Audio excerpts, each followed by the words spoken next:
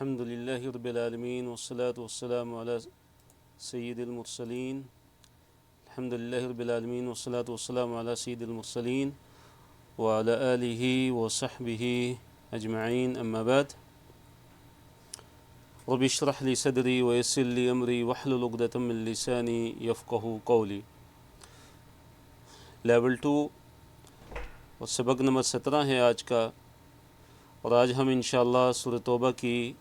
آیت نمبر 94 سے لے کے آیت نمبر 122 تک انشاءاللہ پڑھیں گے. کورس کے مقاصد اور کورس کا تعارف آپ کے سامنے ہے. سورہ توبہ کا یہاں سے انشاءاللہ ہم سٹارٹ کرنے جا رہے ہیں.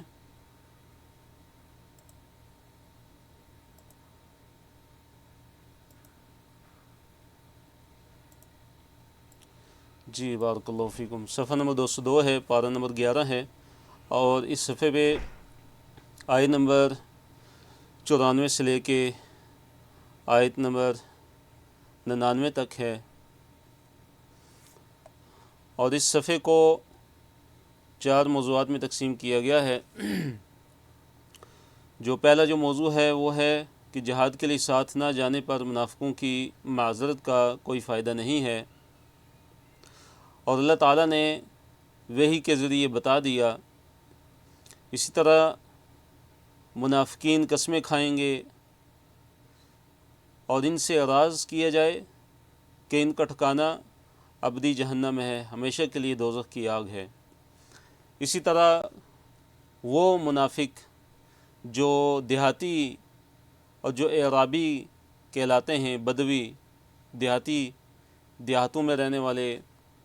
اور مدینہ منورہ سے باہر دور جو صحرا ہیں، ان علاقوں میں جو رہنے والے جو اعرابی ہیں یعنی دیہاتی، ان کے بارے میں یہ ایک حقیقت بتائی گئی کہ یہ کفر اور نفاق میں زیادہ شدید ہیں، زیادہ سخت ہیں، اور اللہ تعالیٰ کی جو حدود ہیں، اللہ تعالیٰ کے جو احکام ہیں، ان سے زیادہ لا علم ہیں.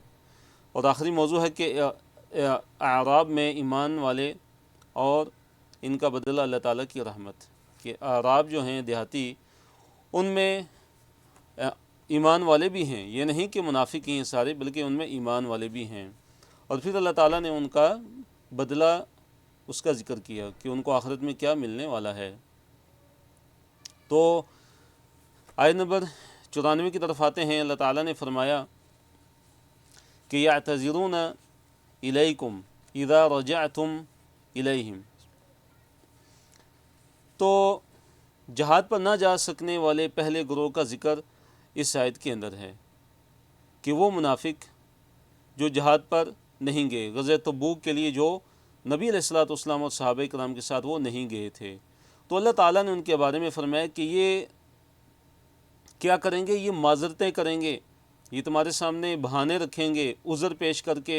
تمہارے سامنے رکھیں گے. اے نبی صلی اللہ علیہ وسلم، جب آپ واپس ان کی طرف آئیں گے تو آپ نے ان کو یہ کہنا ہے کہ تم عذر مت پیش کرو، تم بہانے مت بناؤ، ہم تمہاری باتوں کا بالکل ہم یقین نہیں کرنے والے. اور اس کی وجہ یہ ہے کہ اللہ تعالیٰ نے تمہاری بعض باتیں ہمیں بتا دی ہیں، تمہاری بعض جو اخبار ہیں، تمہاری جو خبریں ہیں، وہ ان سے اللہ تعالیٰ نے ہمیں متنبع کر دیا ہے. اور پھر یہ ذکر کیا اللہ تعالیٰ نے کہ اللہ اور اس کے رسول صلی اللہ علیہ وسلم، اللہ تعالیٰ تمہارے عمل کو دیکھے گا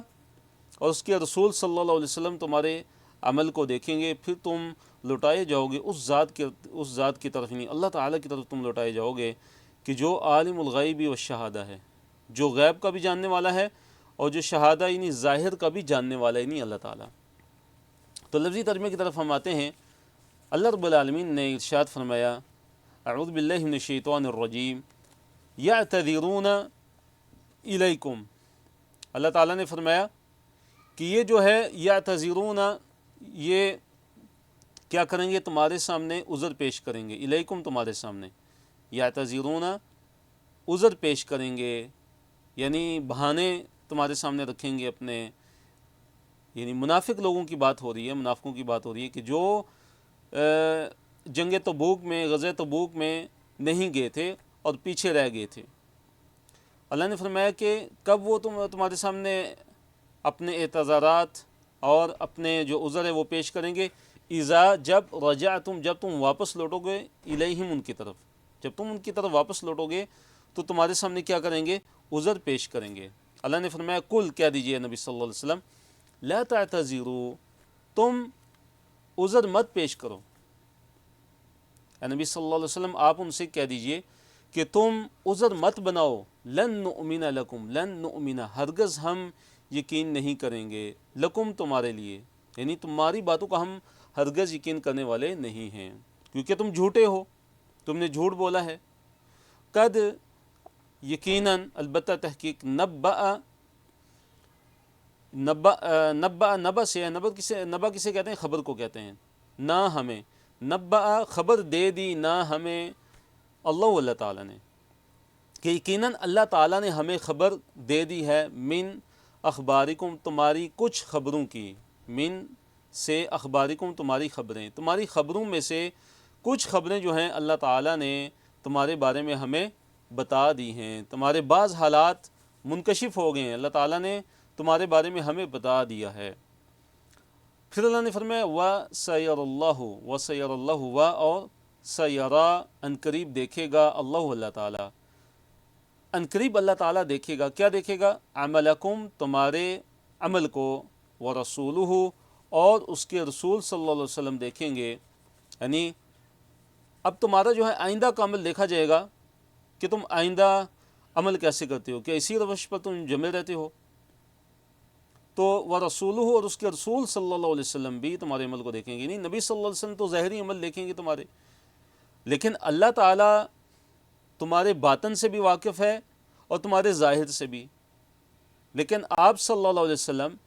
تمہارے ظاہری جو عمل ہے وہی دیکھ سکیں گے۔ پھر پھر تردون پھر تم لوٹائے جاؤ گے کس کی طرف؟ الی عالم الغیبی، عالم الغیب کی طرف، یعنی اس ذات کی طرف کہ جو غیب کو جاننے والی ہے، یعنی اللہ تعالیٰ، تم اللہ تعالیٰ کی طرف لوٹائے جاؤ گے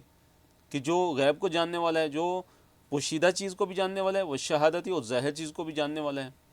فَيُنَبِّئُكُمْ اللہ نے فرمایا پھر وہ اللہ تعالیٰ تمہیں خبر دے دے گا، تمہیں بتا دے گا، بما اس چیز کی کہ جو کنتم تم تھے تعملون عمل کرتے تھے، یعنی پھر اللہ تعالیٰ قیامت کے دن تمہیں تمہارے اعمال کی خبر دے دے گا۔ تو اس آیت میں منافقین کا ذکر ہے کہ جو جہاد پہ نہیں گئے، جو غزوہ تبوک میں جنہوں نے شرکت نہیں کی، اور وہ اپنے نفاق کی وجہ سے اور اپنی منافقت کی وجہ سے کیا پیچھے رہ گئے تھے۔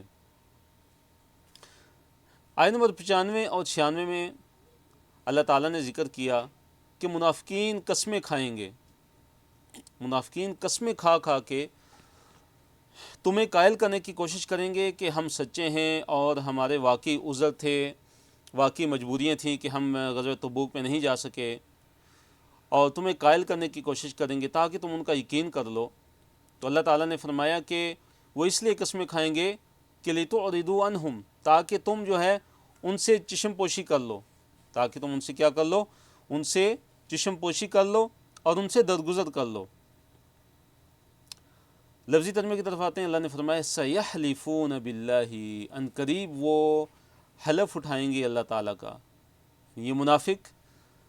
یہ اللہ تعالیٰ کی قسمیں کھائیں گے، لکم تمہارے لیے، کب؟ اذا انقلبتم کہ جب تم واپس پلٹو گے الیہم ان کی طرف، جب تم غزوہ تبوک سے واپس ان کی طرف آؤ گے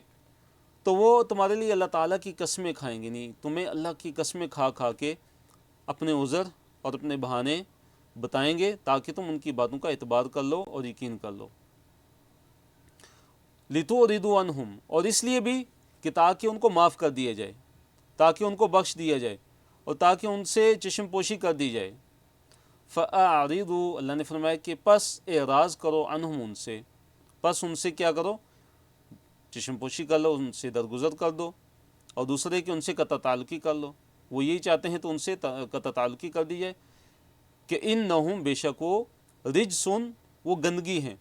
یعنی ان کے عقائد بھی اور ان کے اعمال بھی، ان کا ظاہر بھی ان کا باطن بھی وہ گندگی ہی گندگی ہیں۔ وَمَأْوَاهُمْ اور ان کا جو مأوا ہے، ان کا جو ٹھکانہ ہے وہ کیا؟ جہنم، ان کا ٹھکانہ جہنم ہے۔ اور یہ کس وجہ سے؟ جزاءً جزا ہے، بما سبب اس کے کہ جو کانو تھے وہ یکسبون کسب کرتے تھے، کماتے تھے، یعنی یہ ان کے اعمال جو انہوں نے کسب کیے، جو اعمال انہوں نے کمائے، یہ ان کی جزا ہے، ان کے نفاق کی، ان کی جھوٹی قسمیں کھانے کی، اور اللہ اور اس کے رسول صلی اللہ علیہ وسلم کو دھوکہ دینے کی۔ پھر اللہ تعالیٰ نے فرمایا کہ یہ تمہیں قسمیں کھا کھا کے اپنی باتوں کا یقین دلانے کی کوشش کریں گے تاکہ جو ہے تم ان کی بات کا اعتبار کر لو، تاکہ تم ان سے راضی ہو جاؤ۔ اور یہ بات یاد رکھو کہ اگر تم ان سے راضی ہو بھی جاتے ہو تو اللہ تعالیٰ ایسی فاسق قوم سے، ایسے فاسق لوگوں سے بالکل راضی ہونے والا نہیں ہے۔ تو اللہ تعالیٰ نے فرمایا کہ یحلفون لکم، یہ قسم کھائیں گے تمہارے لیے، لترضوا، تاکہ تم راضی ہو جاؤ، تاکہ تم خوش ہو جاؤ، عنہم، ان سے۔ یہ تمہارے لیے قسمیں کھا کھا کے اپنے بہانے تمہارے سامنے اور اپنے عذر تمہارے سامنے پیش کریں گے تاکہ تم ان سے راضی ہو جاؤ۔ فَإِن، پس اگر، ترضوا، تم راضی ہو جاتے ہو، عنہم، ان سے، اگر تم ان سے راضی ہو بھی جاتے ہو، اگر تم ان سے خوش ہو بھی جاتے ہو، فَإِنَّ اللَّهَ، تو بے شک اللہ تعالیٰ، لا یرضیٰ، کہ اللہ تعالیٰ راضی نہیں ہوتا، عن القوم الفاسقین، اس قوم سے کہ جو فاسق ہے۔ بے شک اللہ تعالیٰ جو نافرمان لوگ ہیں ان سے راضی ہونے والا بالکل نہیں، اللہ تعالیٰ نافرمان قوم سے راضی ہونے والا بالکل نہیں۔ اور اس آیت سے یہ بھی ثابت ہوتا ہے کہ جو منافق ہیں ان سے کسی بھی قسم کی جو دوستی ہے اور محبت ہے وہ جائز نہیں ہے، اور نہ ہی ان سے راضی ہونا جائز ہے، کہ اللہ تعالیٰ نے اس میں منع فرمایا ہے کہ اگر اللہ تعالیٰ کہ اگر تم ان سے راضی ہو جاتے ہو، ان منافقوں سے، تو اللہ تعالیٰ ان سے راضی ہونے والا نہیں ہے، کیونکہ یہ فاسق لوگ ہیں، یہ اللہ تعالیٰ کے نافرمان لوگ ہیں، انہوں نے اللہ تعالیٰ کی نافرمانی کی ہے۔ تو آیت نمبر 97 میں اعراب کا بیان ہے۔ اعراب، اعرابی ان کی جمع ہے، اعرابی، ایک اعرابی یعنی ایک جو ہے وہ دیہاتی، اور بدوی، اور اعراب اس کی جمع ہے۔ تو اعراب کسے کہتے ہیں کہ وہ لوگ کہ جو شہر میں نہیں سکونت اختیار کرتے، جو شہر سے باہر دور دراز جو دیہات ہوتے ہیں ان میں جو سکونت پذیر ہوتے ہیں ان کو اعرابی کہا جاتا ہے، یعنی بدوی لوگ جو یعنی شہر سے دور یا جو مدینہ منورہ سے جو دور تھے، دیہاتی اور صحرائی علاقوں میں جو رہنے والے تھے، ان کے بارے میں اللہ تعالیٰ نے فرمایا کہ یہ جو اعراب ہیں یہ کفر اور نفاق میں زیادہ شدید ہیں، زیادہ سخت ہیں، وہ اجدر، اور زیادہ اس لائق ہیں کہ اللہ تعالیٰ کی نازل کردہ جو حدیں ہیں وہ ان کو نہ جانیں۔ یعنی مراد یہ ہے کہ یہ جو اعرابی ہیں، یہ جو ایک تو مدینہ جو شہر تھا، تو ایک تو وہ والے منافق تھے جو مدینہ کے اندر تھے، ایک مدینہ سے باہر جو دیہاتی علاقوں کے جو منافق تھے، تو اللہ تعالیٰ نے ان کے بارے میں فرمایا کہ جو مدینہ سے باہر جو دیہاتی علاقوں کے جو منافق ہیں یہ کفر اور نفاق میں یہ زیادہ سخت ہیں، اور اسی طرح اللہ تعالیٰ کے جو احکام ہیں، اللہ تعالیٰ کی جو حدیں نازل کی ہیں، اللہ تعالیٰ نے اپنی جو حدود نازل کی ہیں اپنے پیارے نبی محمد صلی اللہ علیہ وسلم پہ، تو ان کو جاننے والے نہیں ہیں، یہ علم نہیں رکھتے، اور ان کے دل زیادہ سخت ہیں۔ فرمایا الاعراب، جو بدوی ہیں، جو اعرابی لوگ ہیں، اشد، زیادہ شدید ہیں، کفراً، کفر میں، و نفاقاً، اور نفاق میں، وہ اجدرو، اور زیادہ لائق ہیں، کس چیز کے زیادہ لائق ہیں؟ اللہ یعلمو، کہ وہ نہ علم رکھیں، حدود حدوں کا، ما، جو انزل اللہ، جو نازل کی اللہ تعالیٰ نے، علی رسول ہی، اپنے رسول صلی اللہ علیہ وسلم پہ۔ تو یہ اللہ تعالیٰ کی حدود کا علم نہیں رکھتے، ان کے ہاں علم کی بڑی کمی ہے، اور یہ کفر میں زیادہ سخت ہیں، کفر اور نفاق میں زیادہ شدید ہیں یہ، اور اللہ تعالیٰ کے دین سے بھی بڑے دور ہیں، اور یہ بالکل جو اجڑ قسم کے لوگ ہیں۔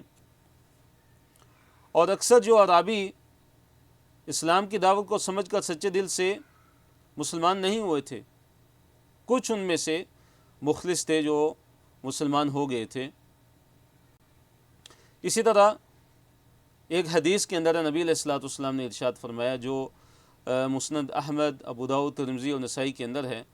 آپ علیہ الصلوۃ والسلام نے ارشاد فرمایا، حضرت عبداللہ بن عباس رضی اللہ تعالیٰ عنہ اس حدیث کے راوی ہیں، فرمایا کہ جو بادیہ میں سکونت رکھے وہ سخت دل ہو جاتا ہے، یعنی جو بادیہ کے اندر، جو دیہات کے اندر سکونت پذیر ہوتا ہے، اس کا دل کیا ہو جاتا ہے؟ سخت ہو جاتا ہے. اور جو شکار کے پیچھے لگتا ہے زیادہ، وہ غافل ہو جاتا ہے. اور جو بادشاہ کے پاس زیادہ جس کا آنا جانا ہوتا ہے، وہ آزمائش میں ڈال دیا جاتا ہے. اللہ نے فرمایا واللہ علیم حکیم، آیت نمبر 97، واللہ اور اللہ تعالیٰ علیم، ہر چیز کا اللہ تعالیٰ پورا علم رکھنے والا ہے، حکیم اور اللہ تعالیٰ ہر چیز، اللہ تعالیٰ بڑا ہی با حکمت ہے. آیت نمبر 98 میں انہی اعرابی جو منافق ہیں انہی کے بارے میں ذکر کیا کہ یہ جو کچھ بھی خرچ کرتے ہیں بطور زکوٰۃ کے یا جہاد کے اندر، اگر یہ کچھ خرچ بھی کرتے ہیں تو وہ اپنی خوش دلی سے خرچ نہیں کرتے، وہ اللہ تعالیٰ کی رضا کے لیے خرچ نہیں کرتے، بلکہ وہ کیا سمجھ کے خرچ کرتے ہیں کہ گویا کہ ان پہ تاوان ہے، گویا کہ ان پہ یہ قرض ہے، اور گویا کہ ان پہ ایک چٹی پڑی ہوئی ہے کہ جس کو وہ ادا کرتے ہیں. یعنی خوش دلی سے اور اللہ تعالیٰ کی رضا کے لیے وہ ادا نہیں کرتے، بلکہ ریاکاری کرتے ہوئے اور خوش دلی سے وہ خرچ نہیں کرتے. فرمایا وَمِنَ الْأَعْرَابِ، کہ بدویوں میں سے کچھ وہ بھی ہیں، من جو یتخذ، جو بنا لیتے ہیں، لفظی ترجمہ کیا، جو بنا لیتے ہیں یا جو سمجھتے ہیں، ما جو ينفق، جو وہ خرچ کرتے ہیں، کیا وہ بنا لیتے ہیں اسے، کیا اس کو سمجھتے ہیں، جو اپنے خرچ کیے ہوئے اموال کو، اپنے خرچ کیے ہوئے مالوں کو، مغرماً، اس کو مغرم سمجھتے ہیں. مغرم سے کیا مراد ہے کہ اس کو کیا سمجھتے ہیں کہ یہ ایک گویا کہ ایک جو ہے تاوان ہے، گویا کہ ہم پہ ایک تاوان پڑا ہوا ہے، ہم اس کو خرچ کر رہے ہیں. یعنی دل کی خوشی سے وہ اللہ تعالیٰ کے راستے میں خرچ نہیں کرتے. اور دوسری ان کی صفت کیا بیان کی، وَيَتَرَبَّصُ بِكُمْ الدَّوَائِرَ، وَيَتَرَبَّصُ، اور وہ انتظار کرتے ہیں، بکم، تمہارے بارے میں، الدوائر، دوائر کا. دوائر سے کیا مراد ہے؟ دوائر دائرتن کی جمع ہے، دوائر دائرتن کی جمع ہے. تو دوائر سے کیا مراد ہے کہ زمانے کے چکر، زمانے کے چکر، یعنی کہ زمانے کی مصیبتیں، یعنی وہ اس انتظار میں ہوتے ہیں کہ کب ان پہ اچانک مصیبت آ جائے، کب نعوذ باللہ نبی علیہ الصلوۃ والسلام دنیا سے چلے جائیں اور مشرکین کا غلبہ ہو جائے. تو وہ اس طرح کی سوچ رکھتے ہیں کہ مسلمانوں کے بارے میں، نبی علیہ الصلوۃ والسلام کے بارے میں جو دوائر ہیں، جو زمانے کے چکر، یعنی زمانے کی جو مصیبتیں ہیں، ان کے انتظار میں رہتے ہیں کہ کب ان پہ کوئی مصیبت آئے اور ان کا کام تمام ہو جائے. تو اللہ تعالیٰ کے راستے میں خرچ کیے ہوئے مالوں کو کیا سمجھتے ہیں؟ یہ مغرم سمجھتے ہیں، یہ اپنے اوپر اس کو تاوان سمجھ کے خرچ کرتے ہیں، اور اللہ تعالیٰ کی رضا یا دل کی خوشنودی سے اللہ تعالیٰ کو خوش کرنے کے لیے بالکل یہ منافق جو اعرابی ہیں، دیہاتی، یہ بدوی، یہ خرچ نہیں کرتے. اور اس طرح مسلمانوں کے بارے میں اور نبی علیہ الصلوۃ والسلام کے بارے میں یہ دوائر، یعنی زمانے کی جو مصیبتیں ہیں، ان کا انتظار کرتے رہتے ہیں کہ کب ان پہ کوئی مصیبت آئے. اللہ نے فرمایا علیہم، انہی پہ ہے، دائرۃ السوء، دائرہ چکر، السوء برا، یعنی برا چکر انہی پہ ہے. اور اس سے مراد کیا ہے کہ تم پہ ہی یہ مصیبت آئے، تمہارے اوپر ہی یہ مصیبت آئے. تو یہ بد دعا ہے کہ برا چکر انہی پر آئے، یعنی ان پر بد دعا کی جائے برے چکر آنے کی، زمانے کی مصیبت آنے کی. واللہ، اللہ تعالیٰ، سمیع، ہر چیز کو اللہ تعالیٰ پوری طرح سننے والا ہے، علیم، اور ہر چیز کو اللہ تعالیٰ مکمل طور پر پوری طرح جاننے والا ہے. آیت نمبر 99 میں اللہ تعالیٰ نے ان اعراب کا ذکر کیا، ان بدویوں کا اور دیہاتیوں کا ذکر کیا کہ جو مدینہ کے آس پاس جو تھے، جو صحراؤں کے اندر رہنے والے تھے، ان میں سے وہ لوگ کہ جو حقیقی معنوں میں اللہ تعالیٰ پر اور آخرت کے دین پر ایمان لانے والے تھے، اور جو مخلص یعنی تھے، وہ بدوی اعرابی تھے، اعراب میں سے تھے، لیکن کیا تھے؟ وہ مومن تھے، اور اللہ تعالیٰ اور اس کے رسول صلی اللہ علیہ وسلم کے ساتھ کیا تھے؟ مخلص تھے. تو اس آیت کے اندر اللہ تعالیٰ نے ان کی تعریف بیان کی. فرمایا وَمِنَ الْأَعْرَابِ، کہ اعراب میں سے، بدویوں میں سے وہ بھی ہیں، من جو یؤمنو، جو ایمان لاتے ہیں، باللہ، اللہ تعالیٰ پر، والیوم الآخر، اور آخرت کے دن پر ایمان لاتے ہیں. وَيَتَّخِذُ اور سمجھتے ہیں ما جو ينفقو وہ خرچ کرتے ہیں، یعنی اپنے جو خرچ کیے ہوئے مالوں کو وہ کیا سمجھتے ہیں، وہ کیا خیال کرتے ہیں کہ جو وہ مال اللہ تعالیٰ کے راستے میں خرچ کر رہے ہیں بطور صدقہ بطور زکوٰۃ کو، تو وہ اپنے اموال کو کیا سمجھتے ہیں، قربات عند اللہ، اللہ تعالیٰ کے ہاں قربتیں حاصل کرنے کے لیے، کہ اس سے اللہ تعالیٰ کی ہمیں قربت حاصل ہوگی، وصلوات الرسول، اور اپنے خرچ کے مالوں کو وہ نبی علیہ الصلوۃ والسلام کی دعاؤں کا ذریعہ سمجھتے ہیں۔ صلوات، صلاۃ ان کی جمع، اس کا مطلب دعا بھی ہوتا ہے، اس کا مطلب نماز بھی ہوتا ہے، تو یہاں مراد دعا ہے کہ وہ جو خرچ کرتے ہیں وہ سمجھتے ہیں کہ ہم جو اللہ تعالیٰ کے راستے میں خرچ کر رہے ہیں اس سے ہمیں اللہ تعالیٰ کی قربت حاصل ہوگی، اس سے ہمیں اللہ تعالیٰ کی خوشنودی حاصل ہوگی، اور نبی علیہ الصلوۃ والسلام کی دعائیں اس سے حاصل ہوں گی۔ تو اللہ نے فرمایا الا سن لو، انہا بے شک یہ، انہا بے شک یہ، یعنی کہ ان کا جو صدقہ خیرات ہے اور ان کی جو زکوٰۃ ہے، یہ جو زکوٰۃ اللہ تعالیٰ کے راستے میں دیتے ہیں، یہ جو اللہ تعالیٰ کے راستے میں اپنا مال خرچ کرنے، فرمایا انہا قربۃ لہم، کہ بے شک یہ ان کے لیے قربت ہے، یہ تقرب کا ذریعہ ہے اللہ تعالیٰ کے ہاں۔ سیدخلہم اللہ، سیدخل ان قریب داخل کرے گا، ہم ان کو، کون، اللہ تعالیٰ، کس چیز میں داخل کرے گا، فی رحمت ہی، اپنی رحمت میں۔ تو یہ جو اعراب ہیں جو اللہ تعالیٰ پر ایمان لانے والے ہیں اور آخرت کے دن پر ایمان لانے والے ہیں اور اللہ تعالیٰ کے راستے میں جو خرچ کرتے ہیں وہ اس کو کوئی بوجھ سمجھ کے خرچ نہیں کرتے، اس کو کوئی تاوان سمجھ کے خرچ نہیں کرتے، بلکہ وہ سمجھتے ہیں کہ اس سے ہمیں اللہ تعالیٰ کی قربتیں حاصل ہوں گی، اس سے نبی علیہ الصلوۃ والسلام کی دعائیں ہمیں ملیں گی۔ تو اللہ نے فرمایا کہ ان کو اللہ تعالیٰ اپنی رحمت میں داخل کرے گا، اور بے شک اللہ تعالیٰ، ان اللہ، بے شک اللہ تعالیٰ، غفور، بڑا ہی بخشش کرنے والا ہے، رحیم، اور نہایت رحم کرنے والا ہے۔ تو الحمدللہ آج کا ہمارا پہلا صفحہ یہاں پہ مکمل ہوا۔ دوسرے صفحے کی طرف ہم آتے ہیں انشاءاللہ۔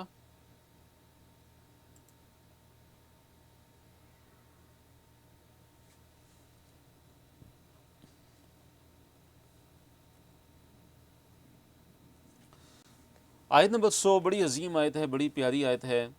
اور اس آیت میں اللہ تعالیٰ نے سابقین الاولین جو مہاجرین اور انصار میں سے تھے ان کی فضیلت بیان کی ہے کہ مہاجرین و انصار میں سے جو سبقت لے جانے والے ہیں، جو پہل ایمان لانے والے ہیں، جو سب سے پہلے لوگ ہیں، اور پھر جو ان کی اتباع کرنے والے ہیں، جو ان کے پیچھے چلنے والے ہیں بلائی کے ساتھ اور نیکی کے ساتھ۔ تو 3 گروہوں کا اللہ تعالیٰ نے اس آیت کے اندر ذکر کیا۔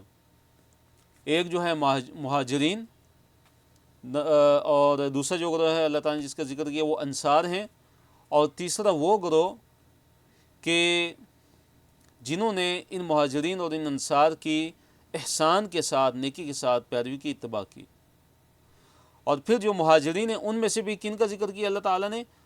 والسابقون الاولون، والسابقون، اور سبقت لے جانے والے، اور سبقت لے جانے والے۔ الاولون سے کیا مراد ہے، جو سب سے پہلے لوگ، الاولون اول کی جمع، اول کسے کہتے ہیں، جو پہلا ہوتا ہے، اول ہوتا ہے، ہم اردو میں بھی استعمال کرتے ہیں اول، تو اولون کس کی جمع ہے، اول کی جمع ہے، اور والسابقون، اور والسابقون کس کی جمع ہے، سابق کی جمع ہے، سابق سبقت لے جانے والا، اور اس کی جمع سابقون ہے، اور اول پہل کرنے والا یا پہلا آنے والا، پہل کرنے والا، تو اس کی جمع کیا ہے، اولون۔ تو فرمایا والسابقون، سبقت کرنے والے، کون سے سبقت کرنے والے، جو الاولون ہیں، جو سب سے پہلے ہیں۔ اب کن میں سے، من المہاجرین، مہاجرین میں سے، یعنی جنہوں نے ہجرت کی تھی، وہ صحابہ کے جنہوں نے ہجرت کی اللہ تعالیٰ کے راستے میں، والانصاری، اور انصار میں سے، انصار یعنی جنہوں نے مدد کی، جنہوں نے نصرت کی تھی مہاجرین کی، جنہوں نے اللہ تعالیٰ کے دین کی مدد کی، جنہوں نے نبی علیہ الصلوۃ والسلام کی مدد کی۔ تو یہ 2 گروہ، اور تیسرا گروہ کون سا ہے کہ والذین، اور وہ لوگ، اتبعوا، جنہوں نے اتباع کی، جو پیچھے لگے، جو پیچھے آئے ان کے، یا جنہوں نے پیروی کی، ہم ان کی، یعنی مہاجرین اور انصار کی، وہ مہاجرین اور انصار کہ جو سابقین الاولین تھے، جو سابقون اولون تھے، ان کی انہوں نے پیروی کی، کس طرح، بِإِحْسَانٍ، احسان کے ساتھ، نیکی کے ساتھ۔ تو اب اللہ تعالیٰ نے ان کی جزا بیان کی کہ ان کی جزا کیا، فرمایا کہ رضی اللہ، کہ اللہ تعالیٰ راضی ہو گیا ان سے، اللہ تعالیٰ ان سے کیا ہو گیا، راضی ہو گیا، اور وَرَضُوا عَنْهُ، اور وہ بھی اس سے راضی ہو گئے، اللہ تعالیٰ بھی ان سے راضی ہو گیا اور وہ بھی اللہ تعالیٰ سے راضی ہو گئے۔ اور اللہ تعالیٰ نے ان کے لیے کیا تیار کیا ہے، فرمایا وَأَعَدَّ، اور تیار کیا ہے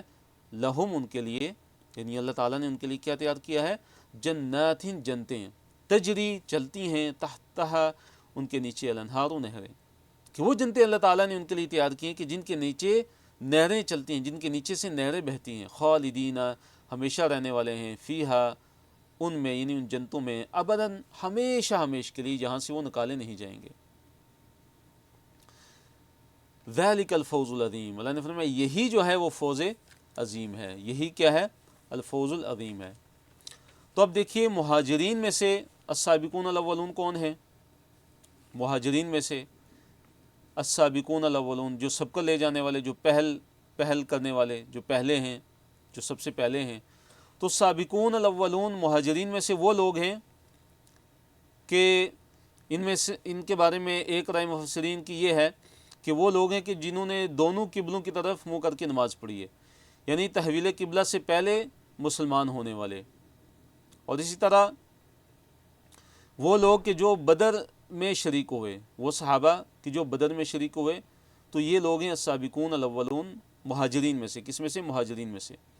کہ جو بدر کی لڑائی میں، بدر کی جنگ میں جو شریک ہوئے ہیں۔ اور ایک رائے مفسرین کی ہے کہ جو حدیبیہ میں بیعت رضوان میں حاضر ہوئے، وہ لوگ ہیں مہاجرین السابقون الاولون۔ اور امام شوکانی رحمہ اللہ فرماتے ہیں کہ یہ سارے ہی معنی مراد ہو سکتے ہیں، سارے ہی جو تفسیریں ہیں والسابقون الاولون من المہاجرین کی، یہ ساری ہی درست ہیں۔ والانصاری، اچھا الانصار میں سے السابقون الاولون کون ہیں، سب کو لے جانے والے؟ انصار میں سے سب کو لے جانے والے وہ لوگ ہیں، نمبر ایک کہ وہ 7 لوگ کہ جنہوں نے بیعت عقبہ میں شرکت کی، جنہوں نے نبی علیہ الصلوۃ والسلام سے بیعت کی تھی، پہلی بیعت العقبہ، اس میں جو 7 صحابہ جو حاضر ہوئے تھے وہ ہیں۔ اس کے بعد کون سے ہیں، جو بیعت عقبہ جو دوسری تھی اس میں جو حاضر ہونے والے، جنہوں نے بیعت کی تھی نبی علیہ الصلوۃ والسلام سے، اور ان کے بارے میں آتا ہے کہ یہ 70 مرد تھے اور دو عورتیں تھیں ان میں۔ اور تیسرا قول ان کے بارے میں ہے کہ وہ لوگ بھی سابقون الاولون ہیں انصار میں سے، سب کو لے جانے والے، یعنی ایمان کے اندر سب کو لے جانے والے، کہ جو حضرت مصعب بن عمیر رضی اللہ تعالیٰ عنہ کے ہاتھ پر ایمان لائے تھے۔ اچھا تیسرا جو گروہ ہے وہ کون سا ہے، والذین اتبعوہم بإحسان، کہ جنہوں نے احسان کے ساتھ، جنہوں نے نیکی کے ساتھ ان کی اتباع کی اور پیروی کی۔ اور اس سے مراد ایک تو تابعین کرام ہیں، تابعین اعظام ہیں، جو صحابہ کے بعد جو تابعین آئے، جنہوں نے نبی علیہ الصلوۃ والسلام کی زیارت تو جن کو نہیں ہو سکی تھی، لیکن جنہوں نے صحابہ کا زمانہ پایا ایمان کی حالت میں، جنہوں نے صحابہ سے ملاقات کی، تو سب سے پہلے تو وہ لوگ اس میں شامل ہیں، والذین اتبعوہم بإحسان۔ اور دوسرے ان میں وہ لوگ بھی شامل ہیں قیامت تک کے آنے والے سارے کے سارے اہل ایمان، کہ جو قرآن اور حدیث اور قرآن اور سنت کی اتباع کرنے والے ہیں،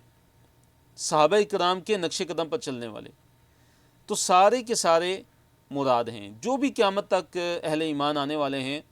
اور جو قرآن اور سنت پر چلنے والے، جو صحابہ کرام کے نقش قدم پر چلتے ہوئے قرآن اور سنت پر عمل کرنے والے ہیں، وہ اس سے مراد ہیں۔ تو اللہ تعالیٰ نے آگے ان کی بڑی عظیم جزا ذکر کی کہ ان کے لیے جنتیں ہیں، وہ جنتیں کہ جن کے نیچے نہریں بہتی ہوں گی، اور اس میں وہ ہمیشہ ہمیشہ کے لیے رہیں گے، اور یہی سب سے بڑی کامیابی ہے، یعنی جنت کا حصول سب سے بڑی کامیابی ہے۔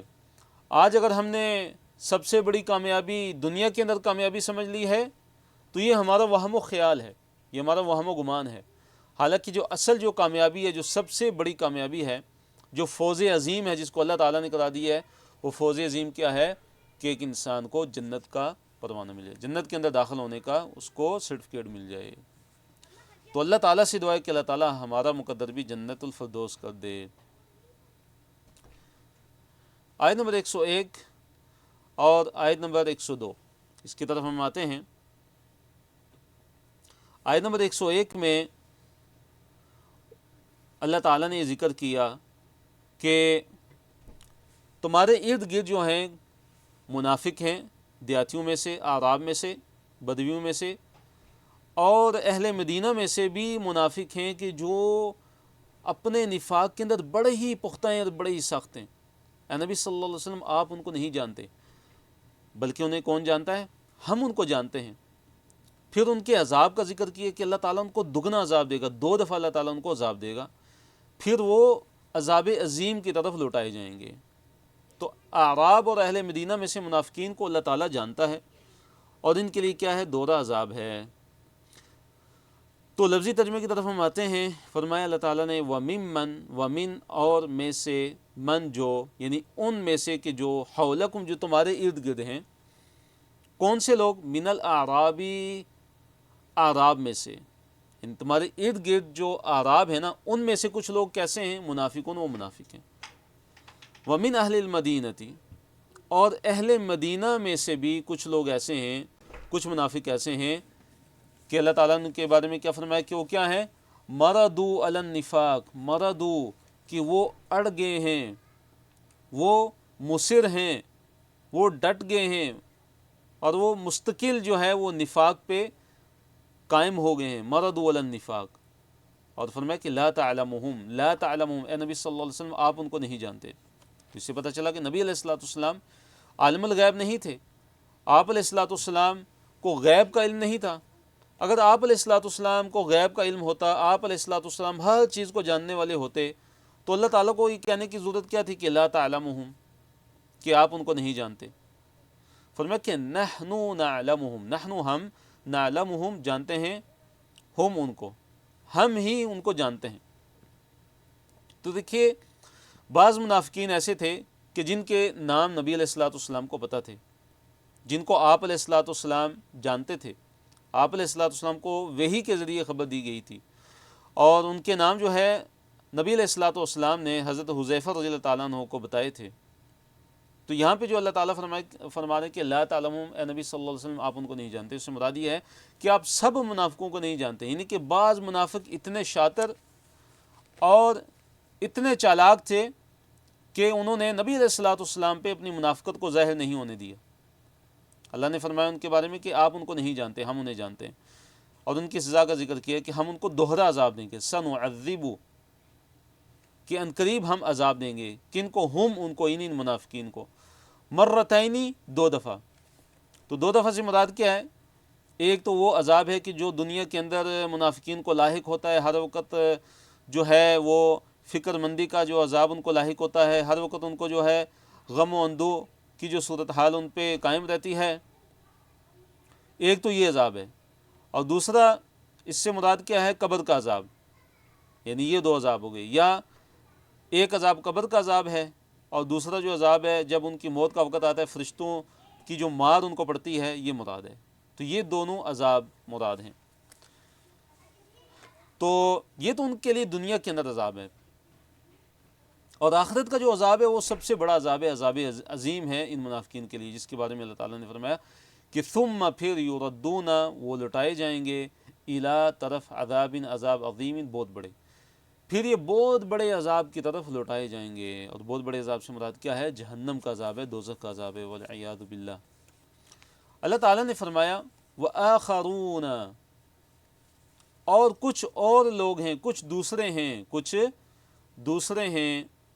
اور وہ کون لوگ ہیں؟ اعترفوا، جنہوں نے اعتراف کیا ہے، جنہوں نے اقرار کر لیا ہے، بذنوبہم، اپنے گناہوں کا۔ یعنی کچھ لوگ ایسے بھی ہیں کہ جنہوں نے اپنے گناہوں کا اعتراف کر لیا ہے۔ اب ان کے عمل کیسے ہیں؟ اللہ تعالیٰ نے فرمایا کہ خلطوا، انہوں نے خلط کیا، خلط کہتے ہیں کسی چیز کو ملا دینا، انہوں نے ملایا، عملا صالحا، نیک عمل، وآخر سیئا، وآخر، اور دوسرا سیئا، برا۔ تو مراد کیا ہے کہ انہوں نے ملے جلے نیک عمل کیے ہیں، کچھ ان کے عمل صالح ہیں، کچھ ان کے عمل جو ہے سیئے ہیں، برے عمل ہیں، ملے جلے نیک ان کے عمل ہیں، لیکن وہ ہیں اہل ایمان، سچے مخلص اہل ایمان ہیں، لیکن کچھ ان کے عمل صالح ہیں، وآخر سیئہ، کچھ ان کے عمل سیئہ یعنی برے ہیں۔ تو اللہ تعالیٰ نے ان کے لیے کیا خوشخبری دی؟ فرمایا عسى اللہ، قریب ہے اللہ تعالیٰ، امید ہے اللہ تعالیٰ، ان یتوب علیہم، کہ اللہ تعالیٰ ان کی توبہ کو قبول کر لے، اللہ تعالیٰ ان کی توبہ قبول کرے، اللہ تعالیٰ ان کو توبہ کی توفیق دے دے۔ تو یہاں پہ یہ جو آیت ہے، آیت نمبر 102، مفسرین نے ذکر کیا ہے کہ یہاں یہ مراد عام مسلمان ہیں کہ جن کے اعمال صالح بھی ہیں، جن کے نیک اعمال بھی ہیں، اور کچھ ان کے اعمال کیسے ہیں، سیئہ، کچھ ان کے اعمال کے ہیں برے عمل ہیں، نیک عمل بھی کرتے ہیں اور برے عمل بھی ہیں ان کے ساتھ۔ تو ان کے لیے خوشخبری ہے کہ اگر یہ اللہ تعالیٰ کی طرف رجوع کرتے ہیں، اللہ تعالیٰ کی طرف یہ پلٹتے ہیں، توبہ کرتے ہیں، تو امید ہے اللہ تعالیٰ ان کی توبہ کو کیا کریں، اللہ تعالیٰ ان کی توبہ کو قبول فرما لیں گے۔ اور عسى اللہ کہ ان قریب اللہ تعالیٰ، یہ امید ہے اللہ تعالیٰ کہ ان کی توبہ قبول کر لے۔ تو اللہ تعالیٰ کے لیے جب امید کا لفظ بولا جاتا ہے کہ امید ہے اللہ تعالیٰ یہ کام کر دے، تو قرآن اور حدیث میں اللہ تعالیٰ کے لیے جب امید کا لفظ بولا جاتا ہے تو وہ یقین کے معنی میں ہوتا ہے کہ یقینی بات ہے کہ اللہ تعالیٰ ان کی توبہ کو قبول کریں گے، اور بے شک اللہ تعالیٰ غفور الرحیم ہیں۔ تو یہ وہ آیت نمبر 102 میں دیکھیے جہاد پر نہ جا سکنے والے ایک اور گروہ کا ذکر ہے کہ یہ کون تھے، وہ مخلص اہل ایمان تھے کہ جو بغیر عذر کے غزوہ تبوک میں وہ نہیں جا سکے، ان کے پاس کوئی عذر نہیں تھا، لیکن محض تساہل کی وجہ سے وہ غزوہ تبوک میں نہیں گئے،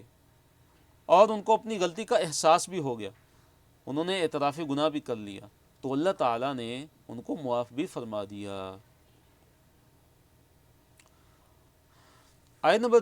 103 میں ہے کہ اے نبی صلی اللہ علیہ وسلم، آپ ان کے مالوں میں سے صدقہ لے لیجئے، اور صدقے کے ذریعے گناہوں سے طہارت اور ان کا تزکیہ کیجئے۔ اللہ نے فرمایا، آیت نمبر 103 ہے، لفظی ترجمے کی طرف آتے ہیں، خذ لے لیجئے من اموالہم، ان کے مالوں میں سے، صدقۃً صدقہ،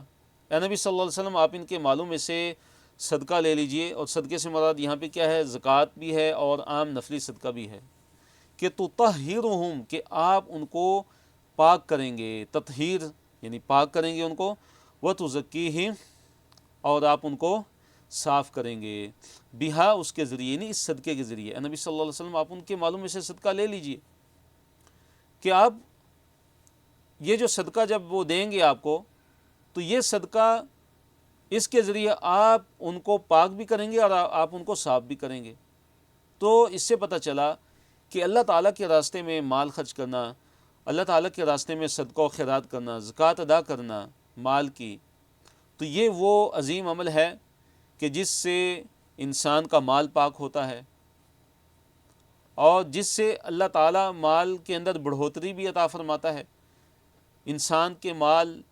کے اندر زیادتی ہوتی ہے، انسان کے مال کے اندر اضافہ ہوتا ہے۔ وصلی علیہم، پھر اللہ نے حکم دیا کہ اے نبی صلی اللہ علیہ وسلم آپ ان کے لیے دعا بھی کیجئے، وصلی، اور دعا کیجئے، علیہم، ان کے لیے، ان، کہ بے شک، اے نبی صلی اللہ علیہ وسلم کہ بے شک، ان، بے شک، صلاتک، آپ کی جو صلات ہے، آپ کی جو دعا ہے، سکنن، وہ باعث سکونت ہے، لہم، ان کے لیے، کہ نبی صلی اللہ علیہ وسلم آپ کی جو نماز، آپ کی جو دعا ہے وہ ان کے لیے باعث سکونت ہے، باعث تسکین ہے۔ جب آپ ان کے لیے دعا کریں گے تو اللہ تعالیٰ اس سے ان کو سکون عطا فرمائیں گے۔ واللہ، اللہ تعالیٰ، سمیع، اللہ تعالیٰ ہر چیز کو سننے والا ہے، علیم، اور اللہ تعالیٰ کے پاس ہر چیز کا علم ہے، اللہ تعالیٰ ہر چیز کو جاننے والا ہے۔ اور اس سے ایک یہ مسئلہ بھی اخذ ہوتا ہے کہ زکوٰۃ کی وصولی جو ہے امام وقت کی ذمہ داری ہے، جو مسلمانوں کا جو حکمران ہے وہ مسلمانوں سے زکوٰۃ لے گا، زکوٰۃ کو وصول کرے گا، اور اگر کوئی زکوٰۃ دینے سے اگر انکار کر دیتا ہے تو اس سے جہاد کیا جائے گا، جیسے کہ حضرت ابوبکر صدیق رضی اللہ تعالیٰ عنہ نے مانعین زکوٰۃ سے جہاد کیا تھا۔ انہوں نے جن لوگوں نے زکوٰۃ نہیں ادا کی، جو زکوٰۃ نہیں ادا کرتے تھے، تو حضرت ابوبکر صدیق رضی اللہ تعالیٰ عنہ نے کہا تھا کہ میں ضرور ان سے جہاد کروں گا، تو انہوں نے جہاد کیا تھا ان سے مانعین زکوٰۃ سے، جو زکوٰۃ نہیں ادا کرتے تھے۔ تو اس سے پتہ چلا کہ جو حکمران ہے مسلمانوں کا، جو بادشاہ ہے، جو خلیفہ ہے، اس پہ لازم ہے کہ وہ زکوٰۃ لے، اور جو انکار کرے گا، جو زکوٰۃ نہیں ادا کرے گا، تو اس سے جہاد کیا جائے گا۔ الم یعلموا ان اللہ هو یقبل التوبۃ عن عبادہ، آیت نمبر 104 کی طرف ہم آتے ہیں۔ اللہ تعالیٰ نے فرمایا کیا ان کو علم نہیں، کیا یہ جانتے نہیں کہ اللہ تعالیٰ ہی وہ ذات ہے کہ وہ اللہ تعالیٰ کی جو توبہ قبول کرتا ہے اپنے بندوں کی، وَيَأْخُذُ الصَّدَقَاتِ، اور وہ اللہ تعالیٰ صدقات لیتا ہے، وہ اللہ تعالیٰ صدقات کو لیتا ہے، یعنی اہل ایمان کے صدقات کو اللہ تعالیٰ لیتا ہے۔ جیسا کہ ایک حدیث کے اندر ہے کہ جب ایک انسان ایک کھجور بھی اللہ تعالیٰ کے راستے میں جب اخلاص کے ساتھ وہ خرچ کرتا ہے تو اللہ تعالیٰ اس کو پالتا ہے، اس کو بڑھاتا ہے، یہاں تک کہ وہ کھجور جو ہے جو اس نے صدقہ کی ہوتی ہے وہ احد پہاڑ کے برابر بن جاتی ہے، اتنا اس کا اجر اور ثواب بن جاتا ہے۔ پھر فرمایا کہ وَأَنَّ اللَّهَ، اور بے شک اللہ تعالیٰ، ہوا وہی ہے التواب، بہت زیادہ توبہ قبول کرنے والا، الرحیم، وہ اللہ تعالیٰ بہت زیادہ رحم کرنے والا ہے۔ تو اس آیت کے اندر اللہ تعالیٰ نے جو گناہ گار ہیں ان کو یہ ترغیب دی ہے کہ وہ توبہ کریں، وہ کیا کریں؟ وہ توبہ کریں اور صدقہ ادا کریں اور صدقہ و خیرات کرتے رہا کریں۔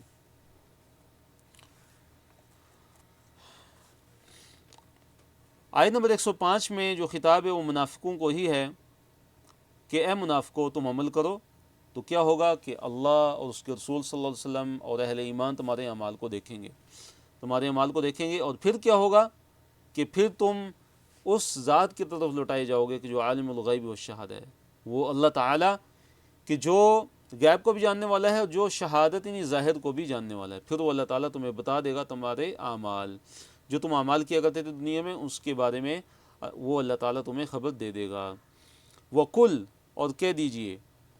اعملوا، عمل کرو، یعنی اے منافقو تم عمل کرو، فَسَيَرَ اللَّهُ، پسند قریب اللہ تعالیٰ دیکھ لے گا، عملکم، تمہارے عمل کو، تمہارے عمل کو اللہ تعالیٰ دیکھ لے گا،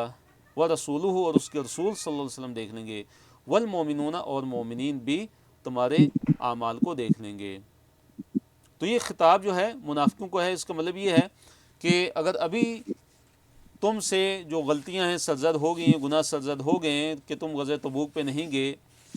اور تم نے تقصیر کی، تو اب کیا ہے کہ آئندہ نبی صلی اللہ علیہ وسلم تمہارے عمل کو دیکھیں گے اور اللہ تعالیٰ بھی تمہارے عمل کو دیکھے گا، اللہ کے رسول محمد صلی اللہ علیہ وسلم بھی تمہارے عمل کو دیکھیں گے اور اہل ایمان بھی تمہارے عمل کو دیکھیں گے، اور نبی علیہ الصلوۃ والسلام کے بعد جو خلفاء ہیں تو وہ بھی تمہارے عمل کو دیکھیں گے۔ تو جو جہاد ہونے والے ہیں ان میں خوب کام کر لو۔ اب آگے جو بھی جہاد یا جو بھی غزوہ ہوگا تو اس میں تم نے پوری شدت کے ساتھ اور پورے اخلاص کے ساتھ پھر شرکت کرنی ہے، اور پھر جب اس دنیا سے تم جاؤ گے تو پھر کیا ہوگا کہ تم اس ذات کی طرف پلٹائے جاؤ گے کہ وہ ذات کی جو عالم الغیب والشہادہ ہے، اور وہ پھر اللہ تعالیٰ تمہیں تمہارے اعمال کی خبر دے دے گا، جو عمل تم دنیا میں کرتے تھے اللہ تعالیٰ تمہیں ان عمل کی خبر دے دے گا۔ آیت نمبر 106 میں ہے اللہ تعالیٰ نے فرمایا کہ وَآخَرُونَ، اور کچھ دوسرے ہیں، وَآخَرُونَ، کچھ دوسرے ہیں، مُرْجَوْنَ لِأَمْرِ اللَّهِ، کچھ دوسرے وہ کون ہیں کہ مرجون، کہ مؤخر کر دیا گیا ہے جن کا معاملہ لِأَمْرِ اللَّهِ، اللہ تعالیٰ کے حکم کے لیے، یعنی ان کا معاملہ اللہ تعالیٰ کا حکم آنے تک ملتوی کر دیا گیا ہے۔ کچھ دوسرے ایسے بھی ہیں کہ جو مؤخر رکھے گئے ہیں، جن کا معاملہ ملتوی کر دیا گیا یہاں تک کہ اللہ تعالیٰ کا امر آ جائے، یہاں تک کہ اللہ تعالیٰ کا حکم آ جائے۔ پھر کیا ہے؟ اما یعذبہم، یا تو پھر اللہ تعالیٰ ان کو عذاب دے گا، واما یتوب علیہم، یا پھر اللہ تعالیٰ ان کی توبہ کو قبول کرے گا، یا اللہ تعالیٰ ان کو عذاب دے گا یا اللہ تعالیٰ ان کی توبہ کو قبول کر لے گا۔ واللہ، اور اللہ تعالیٰ علیم، ہر چیز کا علم رکھنے والا ہے، حکیم، اللہ تعالیٰ بڑا ہی حکمت والا ہے۔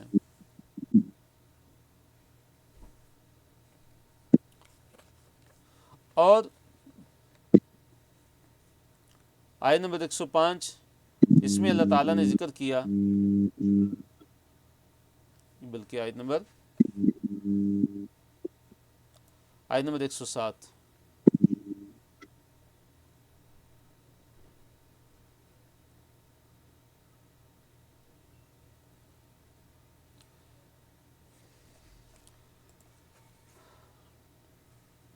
آیت نمبر 106 میں جو اللہ تعالیٰ نے ذکر فرمایا کہ کچھ اور ہیں کہ جن کا معاملہ اللہ تعالیٰ نے جو ہے وہ کیا کیا ہے کہ جن کا معاملہ مؤخر کر دیا گیا ہے اللہ تعالیٰ کے حکم کے لیے، کہ ان کا معاملہ اللہ تعالیٰ کے حکم آنے تک ملتوی کر دیا گیا ہے۔ تو یہ وہ 3 صحابہ ہیں کہ جو مخلص اہل ایمان تھے، لیکن وہ غزوہ تبوک سے پیچھے رہ گئے تھے۔ ان میں ایک جو ہے کعب بن مالک ہیں، دوسرے ہلال بن امیہ ہیں، اور تیسرے مرارہ بن الربیع ہیں، کہ ان کے بارے میں اللہ تعالیٰ نے فرمایا کہ ان کے معاملے کو اللہ تعالیٰ نے مؤخر کر دیا ہے، یا پھر اللہ تعالیٰ ان کو عذاب دے گا، یا اللہ تعالیٰ ان کی توبہ کو قبول کر لے گا۔ لیکن آگے آ رہا ہے کہ اللہ تعالیٰ نے ان کی توبہ کو بھی قبول کر لیا۔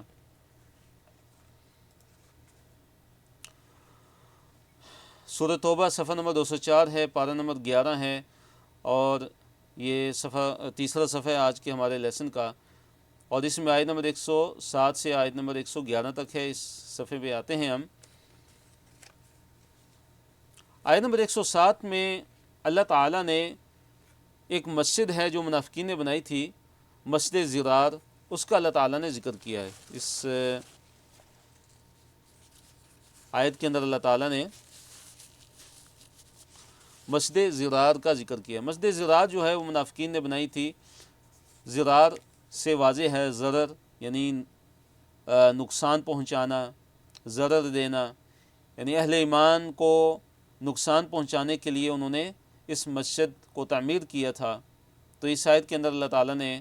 مسجد زرار کا ذکر کیا، اور ان کا مقصد کیا تھا؟ کفر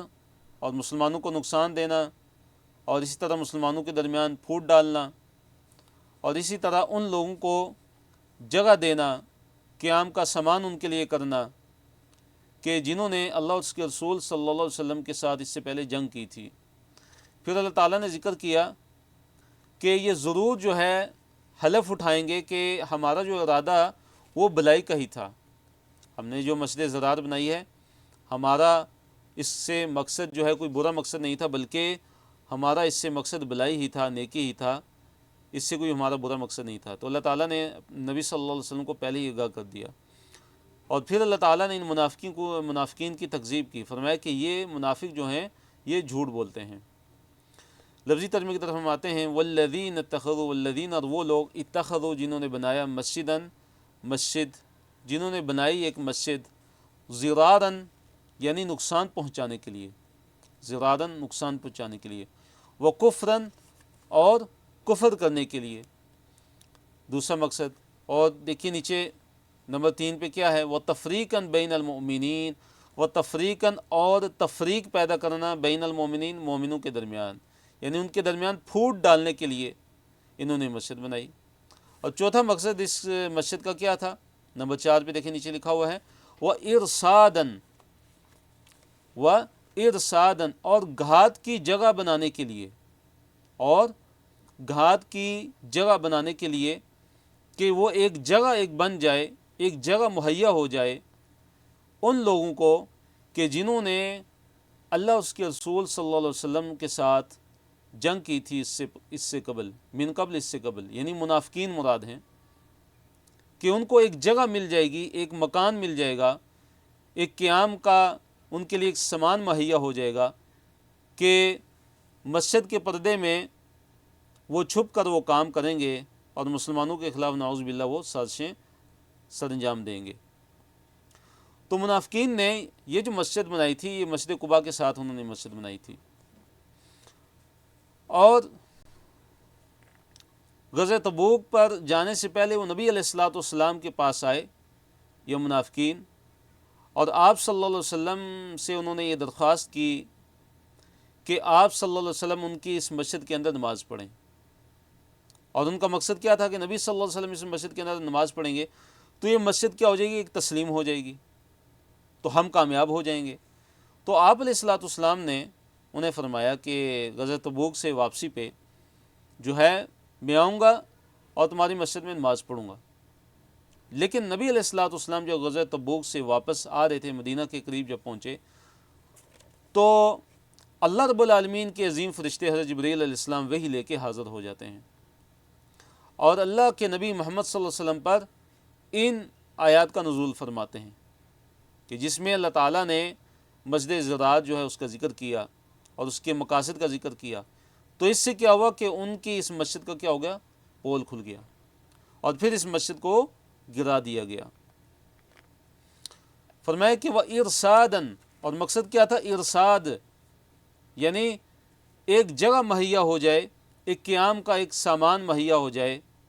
اور مسجد کے پردے میں چھپ کر وہ کام کریں اور سازشیں کریں اہل ایمان کے خلاف، مسلمانوں کے خلاف۔ کون لوگ، کس کے لیے، لمن حارب اللہ، اس کے لیے کہ جس نے حارب، جنگ کی تھی، اللہ تعالیٰ کے ساتھ، ورسولہ، اور اس کے رسول صلی اللہ علیہ وسلم کے ساتھ، کب، من قبل، اس سے قبل، وَلَيَحْلِفُنَّ، اللہ تعالیٰ نے ان کا ذکر کیا، ان منافقین کا، کہ اب یہ ضرور جو ہے یہ قسمیں کھا کھا کے کہیں گے کہ ہمارا مسجد ضرار بنانے سے کوئی ہمارا جو مقصد تھا وہ کوئی منفی مقصد نہیں تھا، ہمارا ایک مثبت مقصد تھا۔ فرمایا وَلَيَحْلِفُنَّ، وہ ضرور قسمیں کھا کھا کے کہیں گے، ان اردنا، نہیں ہم نے ارادہ کیا تھا، الا، مگر، الحسنى، بلائی کا۔ تو وہ قسمیں کھا کھا کے کہیں گے کہ ہم نے نیکی کا ہی ارادہ کیا تھا، ہمارا کوئی مقصد برا نہیں تھا اس مسجد کو بنانے سے۔ اللہ نے فرمایا کہ واللہ، اللہ تعالیٰ یشہد، اللہ تعالیٰ شہادت دیتا ہے کہ انہم، کہ بے شک یہ، یعنی یہ منافق، لکاذبون، یہ بڑے جھوٹے ہیں۔ تو اللہ تعالیٰ نے ان کے جھوٹ کی گواہی دی، ان منافقوں کے جھوٹ کی گواہی کس نے دی، اللہ رب العالمین نے دی۔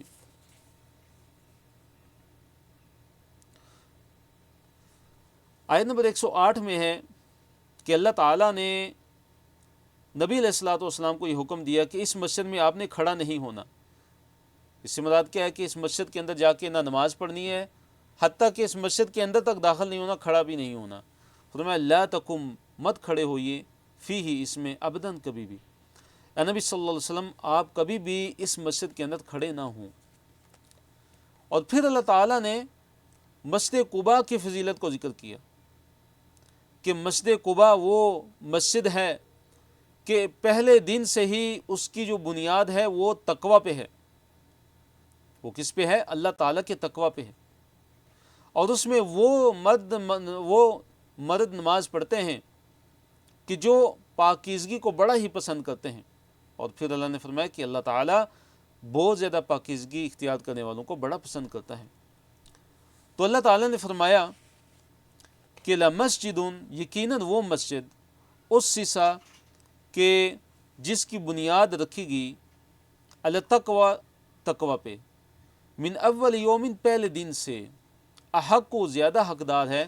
ان، یہ کہ تقوم، کہ آپ کھڑے ہوں، فیہ، اس میں، کہ نبی صلی اللہ علیہ وسلم کہ وہ مسجد کے جس کی جو بنیاد ہے وہ پہلے دن سے ہی تقوی پر رکھی گئی ہے، تو وہ زیادہ حقدار ہے کہ آپ اس میں کھڑے ہوں۔ اور مفسرین نے ذکر کیا ہے کہ اس سے مراد مسجد قباء ہے، اور اسی طرح اس سے مراد مسجد نبی صلی اللہ علیہ وسلم بھی ہے کہ اس کی بنیاد بھی تقوی پہ رکھی گئی۔ فیہ، اس میں، یعنی اس مسجد میں، رجال، ایسے رجال ہیں، ایسے مرد ہیں، یحبون، کہ وہ پسند کرتے ہیں، ان یتطہروا، کہ وہ بہت زیادہ پاکیزگی اختیار کریں، کہ اس میں ایسے لوگ ہیں کہ وہ بہت زیادہ پاکیزگی، صفائی ستھرائی کا خیال رکھتے ہیں اور پسند کرتے ہیں تطہر کو، پاکیزگی کو۔ اور اللہ تعالیٰ نے فرمایا کہ اللہ تعالیٰ ایسے جو مطہرین ہیں، جو بہت زیادہ پاکیزگی اختیار کرنے والے ہیں، اللہ تعالیٰ ان کو بڑا پسند کرتا ہے۔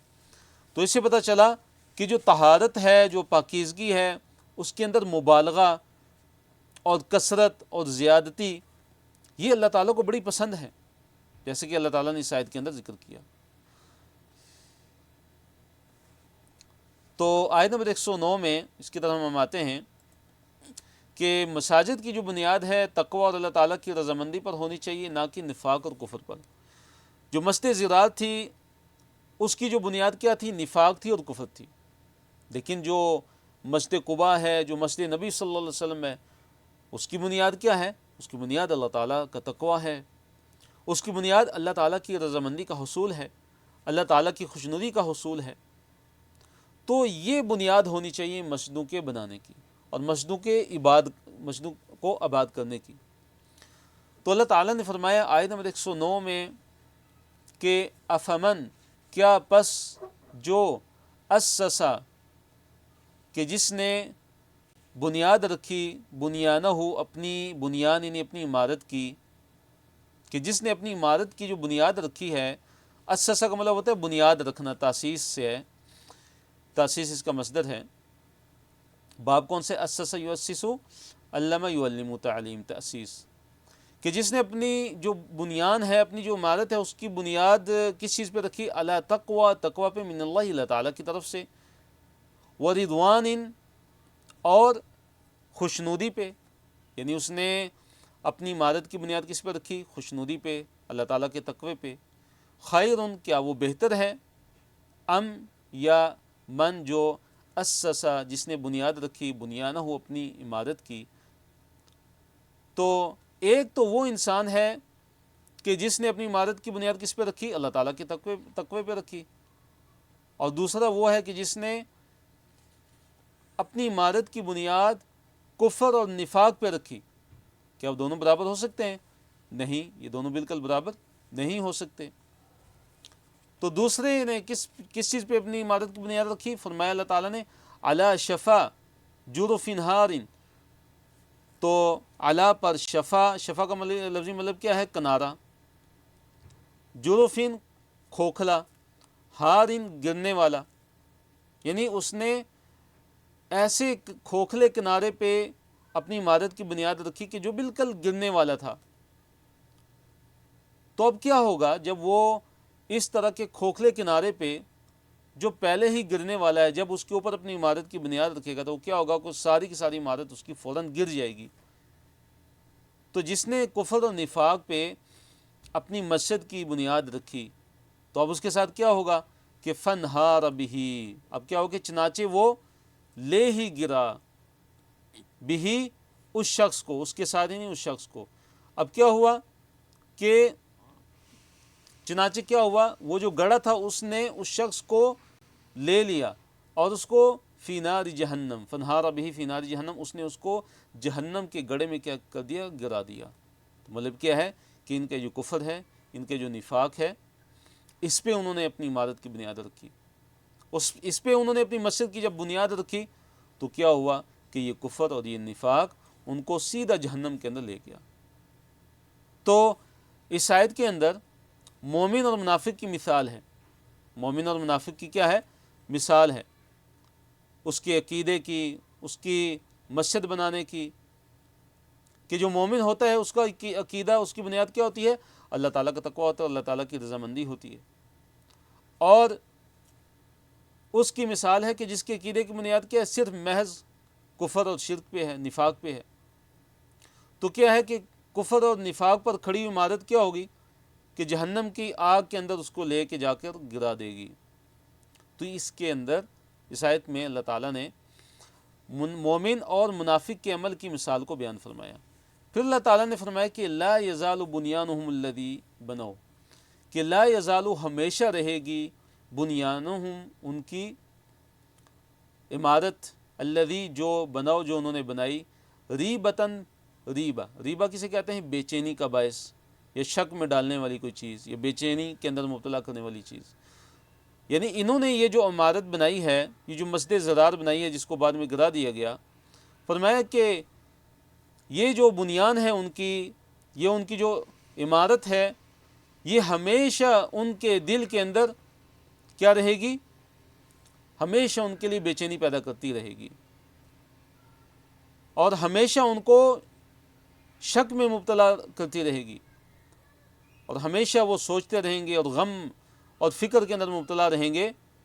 کہ یہ مسجد زرار بنا کے ہمارے کفر اور ہمارے نفاق کی کیا ہوگی؟ اس کو ظاہر کر دیا گیا،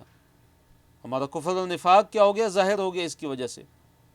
اور پھر اللہ نے فرمایا کہ الا،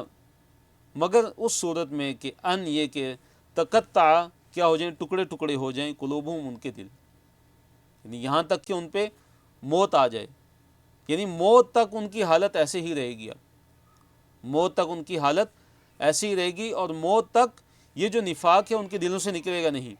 بلکہ نفاق بڑھتا جائے گا، یہ نفاق ان کے دلوں میں یہ پلتا جائے گا، یہ نفاق موت تک ان کے دلوں سے نکلنے والا نہیں ہے۔ تو یہ جو عمارت انہوں نے بنائی ہے، یہ مست زراعت جو انہوں نے بنا دی ہے، اب کیا ہے کہ یہ ہمیشہ کے لیے جب تک یہ زندہ ہیں ان کے دلوں کے اندر یہ کیا بے چینی کا باعث بنی رہے گی، ان کو شک میں مبتلا کرتی رہے گی اور زیادہ حیرانگی میں مبتلا کرتی رہے گی، یہاں تک کہ ان کی موت واقع ہو جائے گی۔ اللہ نے فرمایا واللہ، اللہ تعالیٰ علیم، ہر چیز کا علم رکھنے والا، حکیم، اللہ تعالیٰ بڑی حکمت والا ہے۔ آیت نمبر 111 بڑی ہی عظیم آیت ہے، اور اس آیت کے اندر اس بات کا تذکرہ ہے کہ اللہ تعالیٰ نے مومنوں سے ان کی جان و مال جنت کے بدلے میں خرید لی، یعنی یہ ایک سودا ہے، یہ ایک معاہدہ ہے اہل ایمان کا اللہ تعالیٰ سے اور اللہ تعالیٰ کا اہل ایمان سے، کہ اللہ تعالیٰ نے اہل ایمان کی جو جانیں ہیں اور اہل ایمان کے جو مال ہیں وہ خرید لیے ہیں، اور ان کے بدلے میں اللہ تعالیٰ ان کو جنت عطا فرمائیں گے کہ یہ اللہ تعالیٰ کے راستے میں قتال کرتے ہیں، بس وہ قتل بھی کرتے ہیں دشمنوں کو اور خود بھی قتل ہوتے ہیں۔ اور پھر اللہ تعالیٰ نے فرمایا کہ یہ اللہ تعالیٰ کا پکا وعدہ ہے، اور صرف یہ اللہ تعالیٰ کا پکا وعدہ اس کے پاس نہیں ہے، بلکہ تورات کے اندر بھی ہے، انجیل کے اندر بھی ہے اور قرآن کے اندر بھی ہے۔ اور اللہ تعالیٰ سے بڑھ کے کون وعدے کو پورا کرنے والا ہے؟ پھر اللہ تعالیٰ نے فرمایا کہ تم خوش ہو جاؤ اپنے اس سودے پہ، اپنی اس بیع پہ، اپنے اس معاہدے پہ کہ جو تم نے اللہ تعالیٰ سے کیا۔ اور پھر اللہ نے فرمایا کہ یہی جو ہے یہ فوز عظیم ہے، یہ بڑی کامیابی ہے۔ ان اللہ، بے شک اللہ تعالیٰ نے اشترا خرید لیا من المؤمنین، مومنین سے، انفسہم ان کی جانوں کو، و اموالہم اور ان کے مالوں کو، کس چیز کے بدلے میں؟ بِأَنَّ، اس چیز کے بدلے میں کہ یقیناً لہم ان کے لیے الجنت، جنت ہے، کہ اللہ تعالیٰ ان کو جنت عطا فرمائیں گے اس کے بدلے میں۔ یقاتلون، وہ قتال کرتے ہیں، فی سبیل اللہ، اللہ تعالیٰ کے راستے میں، وہ اللہ تعالیٰ کے راستے میں قتال کرتے ہیں، فیقتلون، پس وہ قتل کرتے ہیں، ویقتلون، اور وہ قتل کیے جاتے ہیں۔ دیکھیے فیقتلون، یقتلون یہ کیا ہے؟ یہ ایکٹیو وائس ہے، ویقتلون اور یہ پیسیو وائس ہے۔ فیقتلون وہ قتل کرتے ہیں، ویقتلون اور وہ قتل کیے جاتے ہیں، یعنی ان کو شہادت کی جو ہے شہادت ان کو حاصل ہوتی ہے، شہادت ملتی ہے اللہ تعالیٰ کے راستے میں۔ تو اللہ تعالیٰ نے فرمایا کہ وعدن علیہ حقا، وعدن علیہ، وعدن یعنی وعدہ ہے، علیہ اس کے ذمے، یعنی اللہ تعالیٰ کے ذمے، حقاً پکا، یہ اللہ تعالیٰ کے ذمے کیا ہے؟ پکا وعدہ ہے، پکا سچا وعدہ ہے، پھر توراتی، تورات میں، والانجیل اور انجیل میں، والقرآن اور قرآن میں۔ ومن اوفا، اور کون ہے زیادہ پورا کرنے والا، بعہدہ اس کے عہد سے، اس کے وعدے سے، یعنی اللہ تعالیٰ سے زیادہ بڑھ کر کون عہد کو پورا کرنے والا ہے۔ فاستبشروا، تو اللہ تعالیٰ نے فرمایا کہ خوب خوش ہو جاؤ، ببیعکم، اپنے اس سودے پہ، الذی جو بایعتم بہ، جو تم نے سودا کیا، بہ اس کے ساتھ، ہی نہیں اللہ تعالیٰ کے ساتھ۔ تو اللہ تعالیٰ نے فرمایا کہ تم اپنے سودے پہ، جو سودا تم نے خرید و فروخت جو اللہ تعالیٰ سے کی ہے، جو بیع کا جو معاہدہ تم نے اللہ تعالیٰ سے کیا، تم اس پہ کیا ہو جاؤ؟ خوش ہو جاؤ۔ وَذَلِكَ هُوَ الْفَوْزُ الْعَظِيمُ، اور یہی بڑی کامیابی ہے۔ تو اللہ تعالیٰ کے راستے میں جہاد، اللہ تعالیٰ کے راستے میں قتال، اس کی کتنی عظیم فضیلت ہے، کتنی عظیم فضیلت ہے کہ جو اللہ تعالیٰ نے جان اور مال اللہ تعالیٰ کی ہی ملکیت ہے، جو اللہ تعالیٰ ہی نے عطا فرمایا ہے، تو اللہ تعالیٰ کی رحمت دیکھیے، اللہ تعالیٰ کی مہربانی دیکھیے کہ اس کو بھی اللہ تعالیٰ جو ہے، جو خود عطا کی ہوئی چیز ہے، اس کے بدلے میں اللہ تعالیٰ جنت عطا فرما رہے ہیں۔ جو اللہ تعالیٰ کے راستے میں لڑے گا، جو اللہ تعالیٰ کے راستے میں جہاد کرے گا، چاہے اس کو شہادت نہ بھی ملے، پھر بھی اس کے لیے کیا ہے؟ جنت ہے۔ اور یہ اللہ تعالیٰ کا کیا وعدہ ہے، اور یہ وعدہ کہاں ہے؟ صرف قرآن میں نہیں ہے، بلکہ تورات میں بھی ہے، انجیل میں بھی ہے۔ اور پھر اور زیادہ اللہ تعالیٰ نے بات کو کس طرح پختہ کیا، مضبوط کیا اس بیانیے کو، فرمایا کہ اللہ سے بڑھ کے، یہ تو اللہ تعالیٰ کا وعدہ ہے، تو اللہ سے بڑھ کے اپنے وعدے کو پورا کرنے والا کون ہو سکتا ہے؟ پھر اللہ تعالیٰ نے خوشخبری دی کہ تم خوش ہو جاؤ، بہت زیادہ خوش ہو جاؤ، فاستبشروا بہت زیادہ کیا ہو جاؤ، خوش ہو جاؤ اہل ایمان، تم خوش ہو جاؤ اے مجاہدین، اللہ تعالیٰ کے راستے میں قتال اور جہاد کرنے والے لوگوں تم خوش ہو جاؤ اپنی اس بیع پہ، اپنی اپنے اس سودے پہ جو کہ تم نے اللہ تعالیٰ سے کیا۔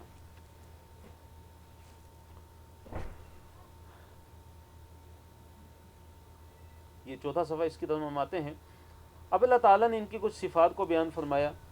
کہ التائبون، کہ یہ صفات ہیں مومنین کی اور ان پر ان کے لیے کیا ہے، خوشخبری ہے۔ تو یہ اہل ایمان ان کی کیا صفات ہیں، اور یہ صفات ہمیں بھی اپنے اندر پیدا کرنی چاہیے۔ پہلی صفت جو اللہ تعالیٰ نے ذکر کی وہ کیا ہے، التائبون، توبہ کرنے والے۔ یعنی یہ جو معاہدہ، جو بیع ہے، جو سودا ہے اللہ تعالیٰ کا اہل ایمان سے اور اہل ایمان کا اللہ تعالیٰ سے، اس پر جو پورا اترتے ہیں وہ کون سے لوگ ہیں، ان کی صفات کیا ہیں؟ فرمایا التائبون، توبہ کرنے والے، العابدون، عبادت کرنے والے، التائبون تائب کی جمع ہے، العابدون عابد کی جمع ہے، الحامدون جو حمد کرنے والے، السائحون، السائحون سے مراد کیا ہے؟ اس کے دو معنی ہیں، ایک اس سے مراد ہے روزے دار، روزے رکھنے والے، اور دوسرے اس سے مراد سفر کرنے والے۔ کون سا سفر کرنے والے؟ یعنی ہجرت کا سفر، جہاد کا سفر، اللہ تعالیٰ کے دین کی بلندی کے لیے سفر کرنے والے، اسی طرح نیک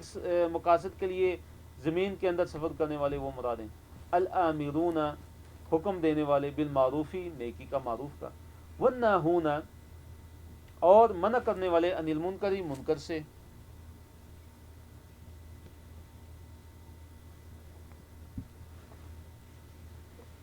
والحافظون، اور حفاظت کرنے والے، لحدود اللہ، اللہ تعالیٰ کی حدود کی، اللہ تعالیٰ کی حدوں کی حفاظت کرنے والے۔ یہ وہ لوگ ہیں جو معاہدہ بیع ہے اس پر پورا اترتے ہیں۔ تو اللہ تعالیٰ نے ان کو کیا خوشخبری سنائی؟ فرمایا وبشر المؤمنین، اور خوشخبری دے دیجئے اہل ایمان کو۔ اس طرح کی جو اہل ایمان ہیں اے نبی صلی اللہ علیہ وسلم، آپ ان کو خوشخبری دے دیجئے۔ آیت نمبر 113 میں اللہ تعالیٰ نے ذکر فرمایا کہ نبی صلی اللہ علیہ وسلم اور اہل ایمان کے لیے یہ جائز نہیں ہے کہ وہ مشرکین کے لیے استغفار کریں، مشرکین کے لیے استغفار کریں، اگرچہ وہ قرابت دار ہی کیوں نہ ہو، اگرچہ وہ ان کے قریبی رشتہ دار ہی کیوں نہ ہو، اس کے بعد کہ ان کے لیے واضح ہو چکا ہے کہ وہ اصحاب الجحیم ہیں، وہ جہنم والے ہیں۔ یعنی جو مشرک لوگ ہیں یہ اصحاب الجحیم ہیں، جہنم والے ہیں۔ اب جب یہ فوت ہو گئے تو اب ان کے لیے مغفرت کی دعا کرنا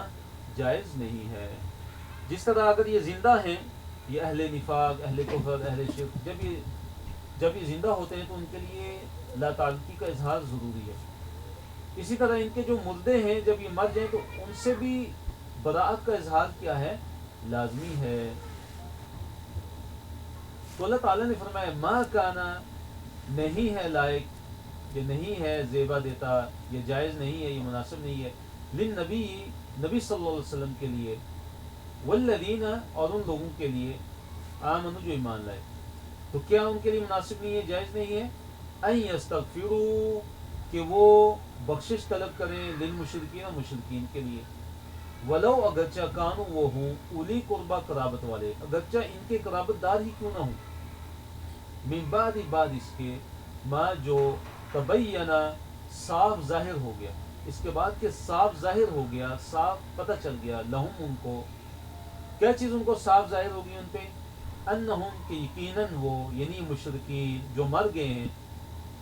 کہ انہم، کہ یہ، یعنی یہ مشرکین کیا ہیں؟ اصحاب الجحیم، یہ جہنم والے ہیں، یہ اصحاب الجحیم میں جہنم والے ہیں، بڑھتی ہوئی آگ والے ہیں۔ تو اس آیت میں اس چیز کا بیان ہے کہ نبی اور اہل ایمان مشرکوں کے لیے مغفرت کی اور بخشش کی دعا نہ مانگیں۔ یہ جائز نہیں ہے کہ مشرکین کے لیے مغفرت کی دعا کی جائے، مشرکین کے لیے مغفرت کی دعا کرنا جائز بالکل نہیں ہے، اگرچہ کوئی قریبی رشتہ دار ہی کیوں نہ ہو۔ آیت نمبر 114 ہے، اللہ تعالیٰ نے فرمایا وما کان استغفار ابراہیم لابیہ، کہ وما کان، نہیں ہے استغفار ابراہیم، ابراہیم علیہ السلام کا بخشش طلب کرنا، لیبیہ اپنے باپ کے لیے،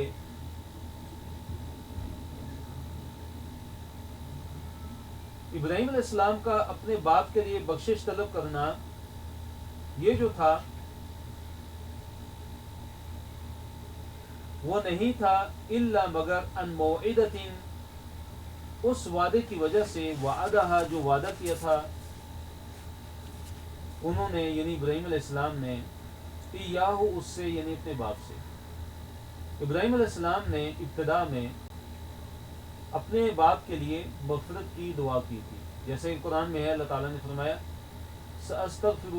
لک ربی، ابراہیم علیہ السلام نے فرمایا تھا کہ میں عنقریب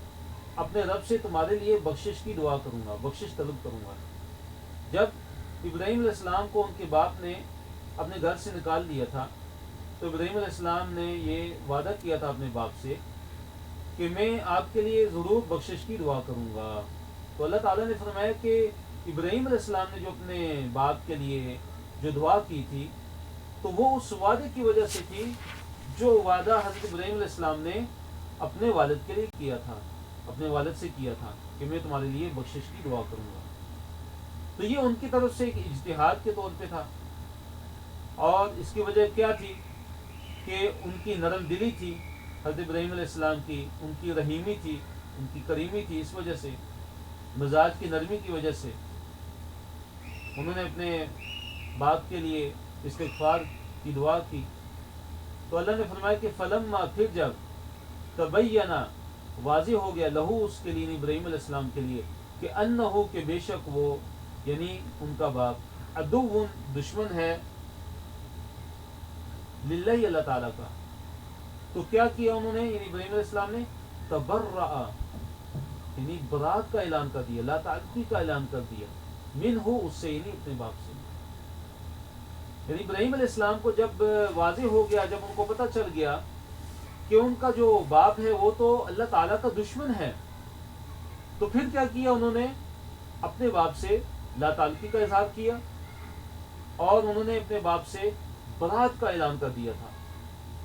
ان ابراہیم، پھر اللہ تعالیٰ نے فرمایا کہ بے شک جو ابراہیم ہے، لأواہ یقیناً وہ بڑے ہی نرم دل،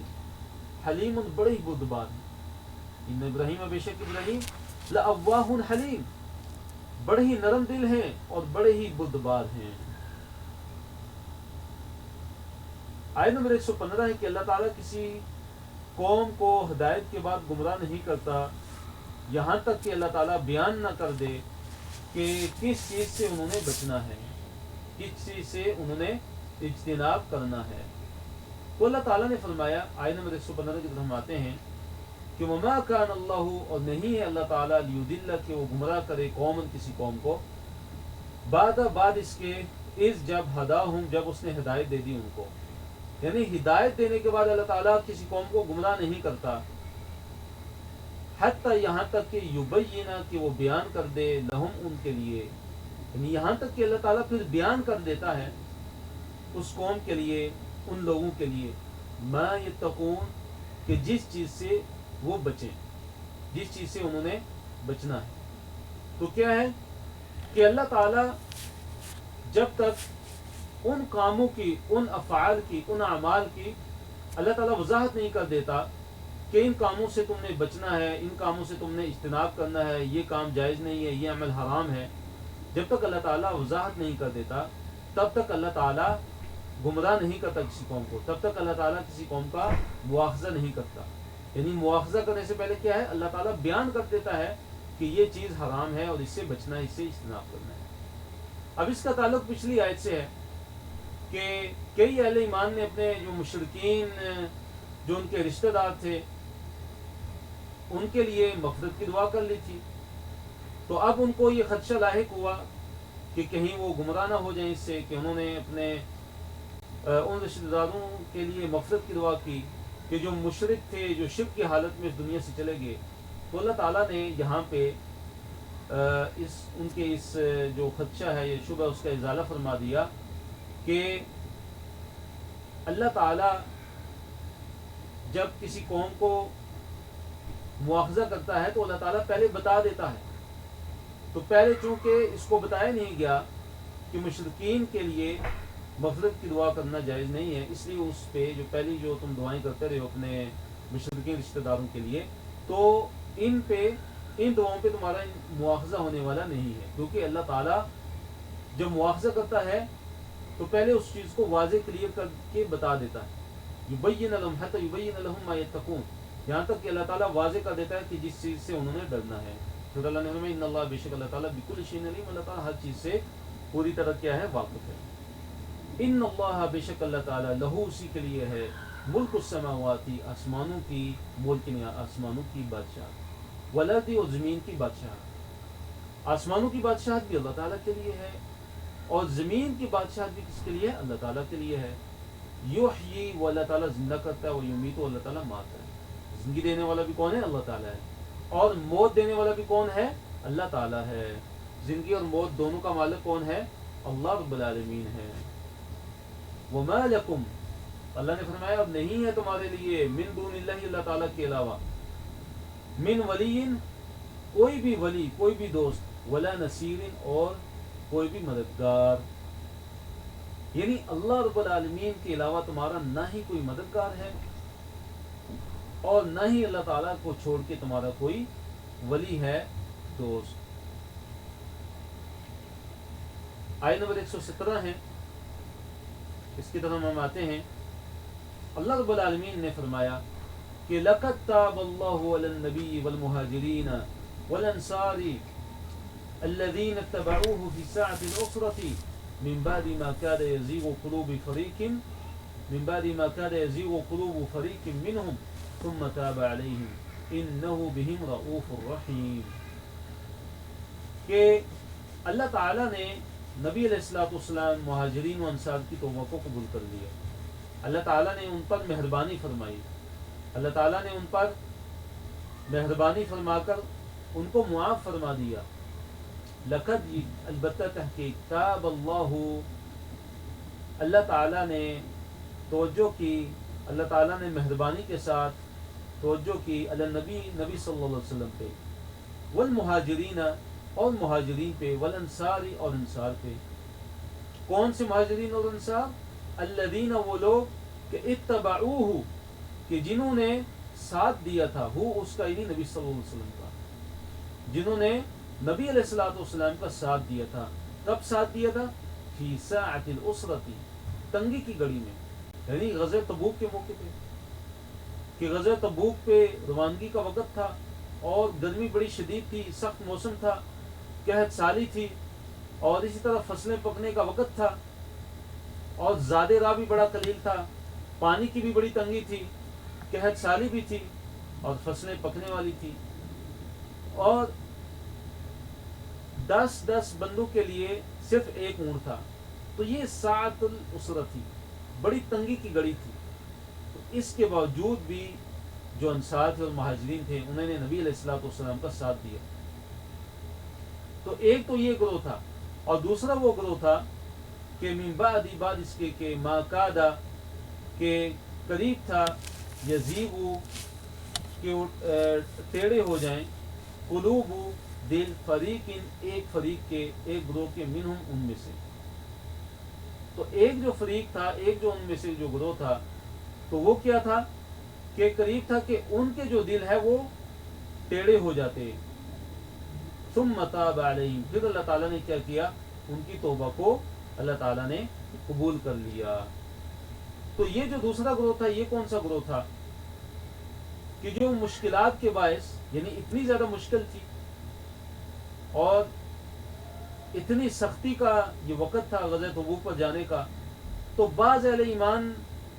کچھ شروع کے اندر متذبذب ہوئے، متردد ہوئے کہ جایا جائے یا نہ جایا جائے،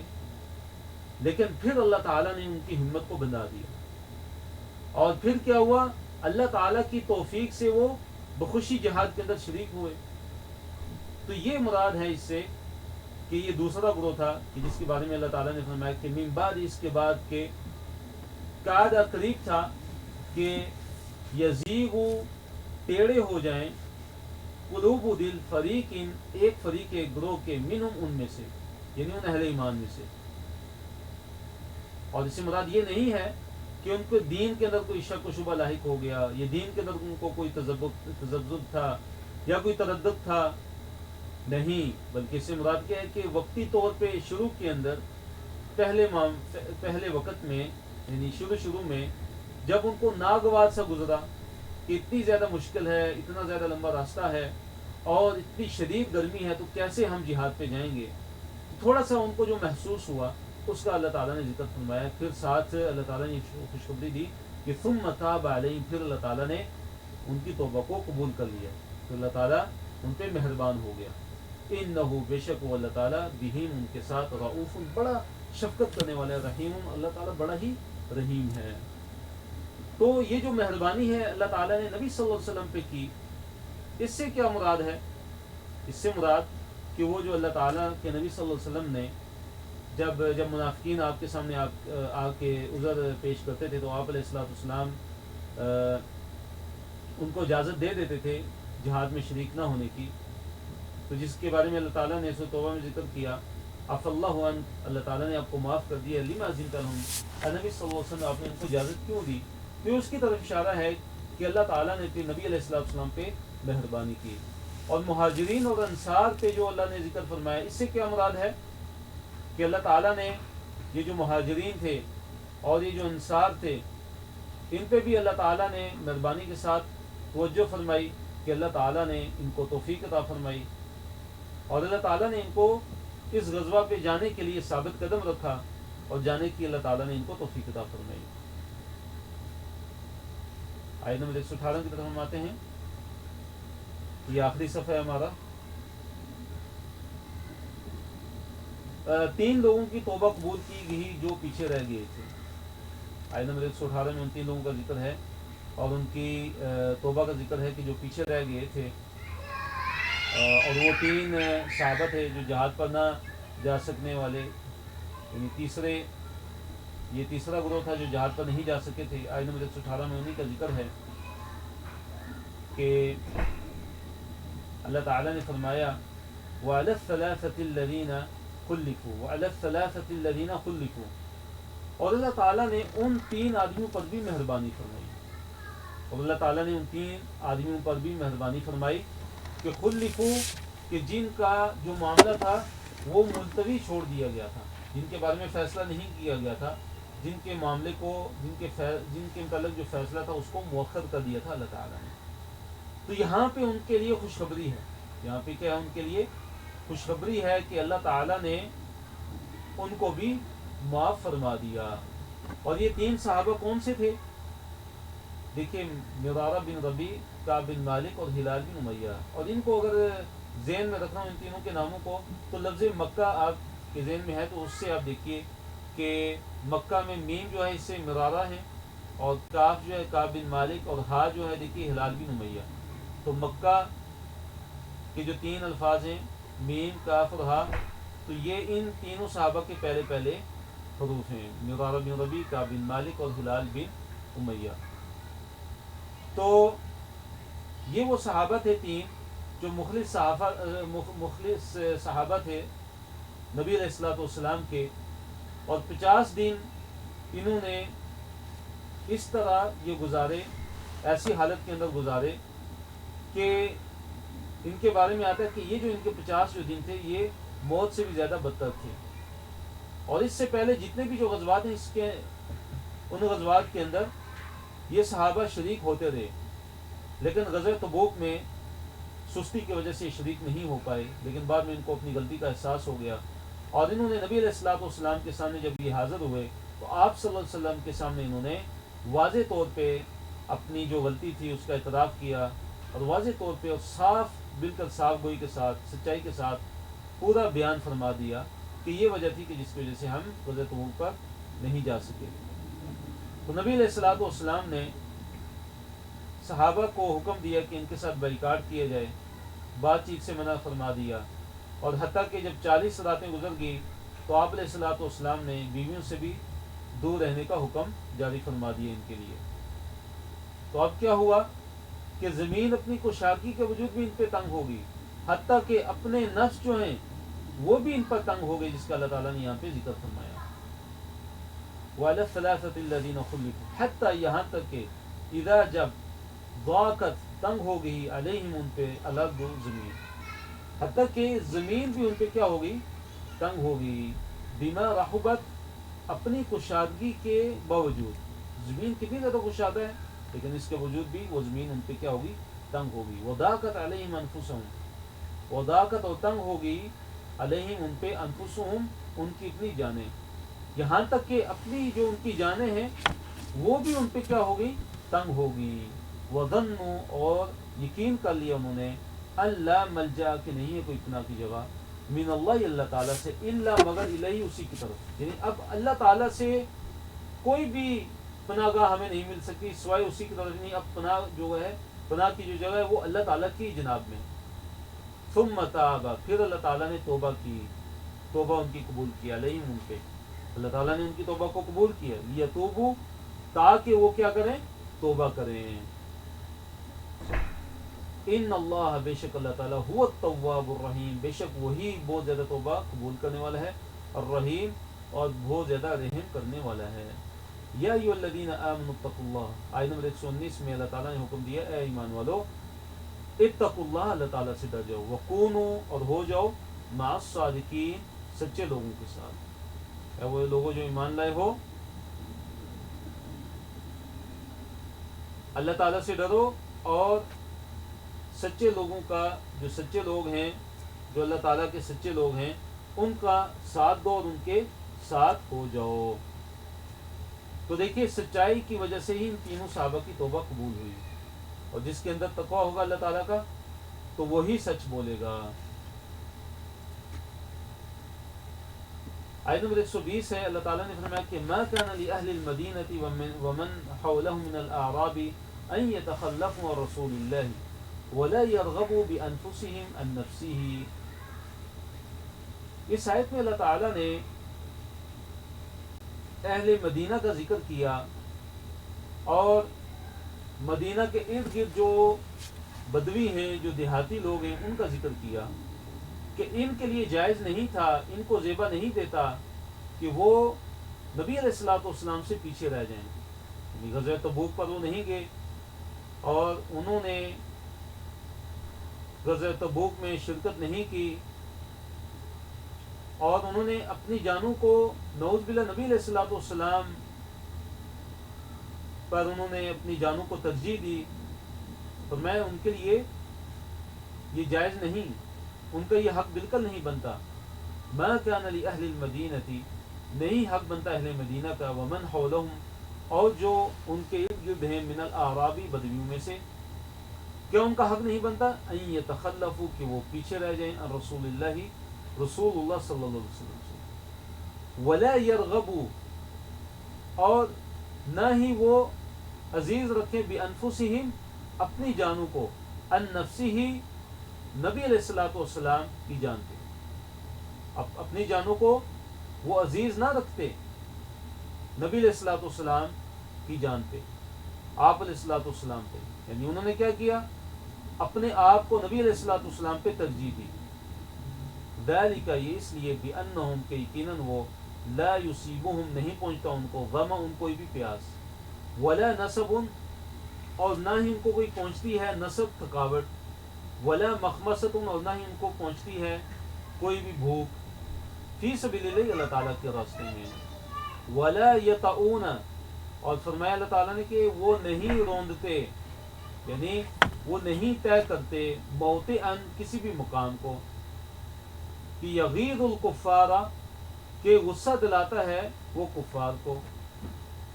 ولا ینالون اور نہیں وہ حاصل کرتے، من عدو اپنے دشمن سے، نیلن کوئی بھی کامیابی، یعنی ان کو کوئی بھی کامیابی حاصل نہیں ہوتی، الا مگر کتبہ لکھ دیا جاتا ہے، لہم ان کے لیے، بھی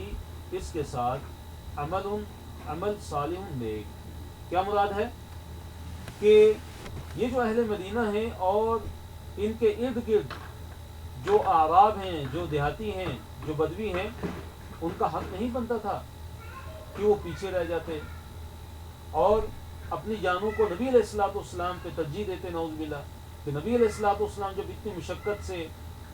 جہاد کے اندر شرکت کر رہے ہیں تو ان کا یہ حق نہیں بنتا کہ نبی صلی اللہ علیہ وسلم جب شرکت کریں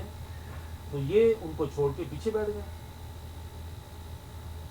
اور جہاد پہ جانا یہ اتنا عظیم عمل ہے کہ جو مجاہدین ہیں، جو اللہ تعالیٰ کے راستے میں جو جہاد کرتے ہیں، ان کو اگر پیاس اگر ان کو لگتی ہے جہاد کے اندر، اگر ان کو کوئی بھی تھکاوٹ ہوتی ہے، اگر ان کو بھوک لگتی ہے،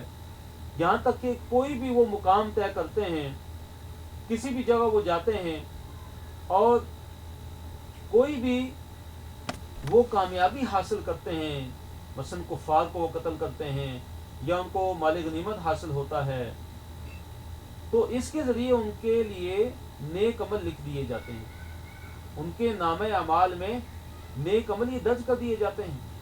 یعنی چھوٹی سی چھوٹی چیز جہاد کے اندر بڑی سے بڑی جو کامیابی ہے، بڑے سے بڑا جو عمل ہے،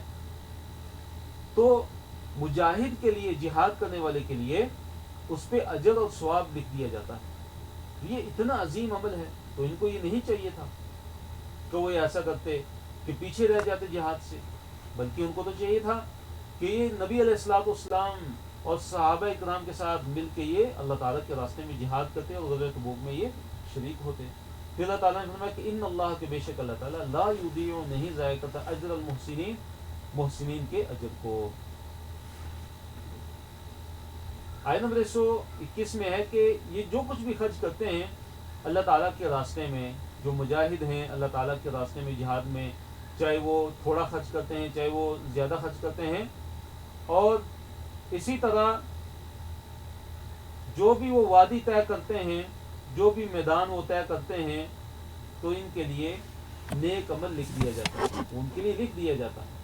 اللہ نے فرمایا ولا ينفقون، نہیں وہ خرچ کرتے، نفقتاً کوئی خرچ کرنا، صغیرتاً چھوٹا، یعنی وہ جو نفقہ ہے جو وہ خرچ کرتے ہیں اللہ تعالیٰ کے راستے میں، چاہے یہ چھوٹا ہو، ولا کبیرتاً، اور نہ ہی کبیرہ نہیں بڑا، ولا یقطعون، اور نہ ہی وہ طے کرتے ہیں وادی، کسی وادی کو، الا مگر کتبہ لکھ دیا جاتا ہے لہم ان کے لیے، یعنی ان کے لیے کیا لکھ دیا جاتا ہے؟ عمل صالح لکھ دیا جاتا ہے. یعنی چھوٹا اگر نفقہ، تھوڑا سا بھی اگر وہ جہاد میں اللہ تعالیٰ کے راستے میں اگر خرچ کریں یا زیادہ خرچ کریں، اسی طرح وہ وادیوں اور علاقے وہ اللہ تعالیٰ کی راہ میں جتنا بھی وہ سفر کریں، جہاد کرتے ہوئے جتنا بھی وہ سفر کرتے ہیں، تو یہ سارے کے سارے نیک عمل ان کے اعمال نامے میں درج کر دیے جاتے ہیں. لیجزیہم اللہ، تاکہ اللہ تعالیٰ ان کو جزا دے. کیسی جزا؟ احسن، بہترین جزا، ما کانوا یعملون، جو وہ عمل کرتے تھے. اللہ تعالیٰ تاکہ ان کے اعمال کی بہترین جزا ان کو دے دے. تو آخری آیت کی طرف ہم آتے ہیں. اللہ رب العالمین نے ارشاد فرمایا وما کان، اور نہیں لائق تھا المؤمنون، اہل ایمان کے لیے، کہ لینفروا، کہ تاکہ وہ نکلیں، کافتن، سارے کے سارے، یعنی مومنوں کے یہ لائق نہیں ہے، اہل ایمان کے یہ لائق نہیں ہے کہ وہ سارے کے سارے کیا ہوں؟ نکل جائیں. فلولا، تو چنانچہ کیوں نہ، نفرا نکلا، من کل فرقۃ، ہر فرقے میں سے، منہم ان میں سے، طائفتun، ایک گروہ، یعنی ایسا کیوں نہ ہوا کہ ہر فرقہ میں سے ایک طائفہ نکل جاتا، ہر فرقہ میں سے ایک جو ہے گروہ لوگوں کا وہ نکلتا اللہ تعالیٰ کے راستے میں، لیتفقہوا، تاکہ وہ سمجھ حاصل کرتے، فی الدین، دین میں، تاکہ وہ دین کے اندر سمجھ حاصل کرتے، وَلِيُنذِرُوا، اور تاکہ وہ ڈراتے قوموں، اپنی قوم کو، اذا، جب، رجعوا، جب وہ واپس پلٹتے، الیہم، ان کی طرف، لعلہم، تاکہ وہ، یعنی ان کی قوم والے، یحذرون، ڈر جاتے. تو آیت کا مفہوم یہ ہے، اللہ تعالیٰ نے فرمایا کہ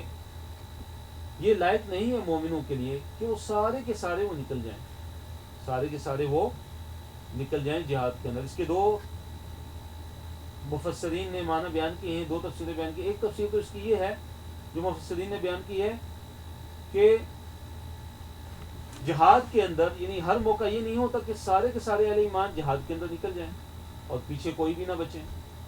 نہیں، بلکہ یہ ہونا چاہیے کہ ہر فرقے میں سے ایک طائفہ، ہر فرقے میں سے ایک گروہ وہ نکلے اللہ تعالیٰ کے راستے میں جہاد کے لیے، اور وہ جو ہے کیا کریں، وہ جب وہ اللہ تعالیٰ کے راستے میں جہاد کے لیے نکلیں گے تو ان کو جہاد کے امور کے بارے میں آگاہی حاصل ہوگی، دشمن کے بارے میں آگاہی حاصل ہوگی، ان کو جہاد کا طریقہ پتہ چلے گا، لڑائی کا طریقہ پتہ چلے گا۔ اب وہ کیا ہے کہ جو جب وہ واپس آئیں گے تو اپنے پیچھے جن کو وہ چھوڑ کے گئے تھے اہل ایمان مجاہدین کو، تو وہ ان کو وہ سکھائیں گے، ان کو وہ سکھائیں گے تاکہ وہ بھی ڈرنے والے بن جائیں۔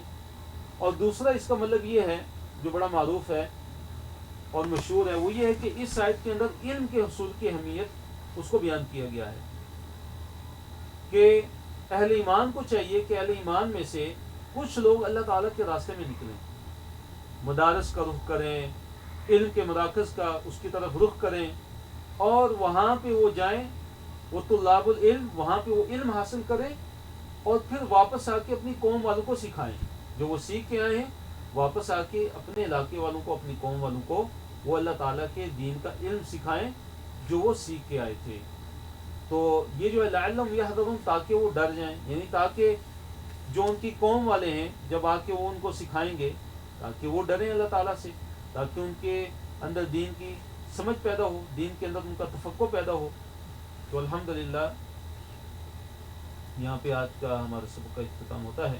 تو اچھا سیکھنے اور کوچ سے بھرپور فائدہ اٹھانے کے لیے آپ روزانہ کا سبق دہرائیے، اور اس طرح ساتھ ساتھ لکھے بھی اور نوٹس بھی مکمل کیجیے، جیسے جو پڑھتے ہیں اس کو کسی کو پڑھانے کی بھی کوشش کیجیے۔ تو کفارہ مجلس کے دعا پڑھتے ہیں، سبحانک اللہم ربنا و بحمدک، نشہد ان لا الہ الا انت، نستغفرک و نتوب الیک، والسلام علیکم ورحمۃ اللہ وبرکاتہ۔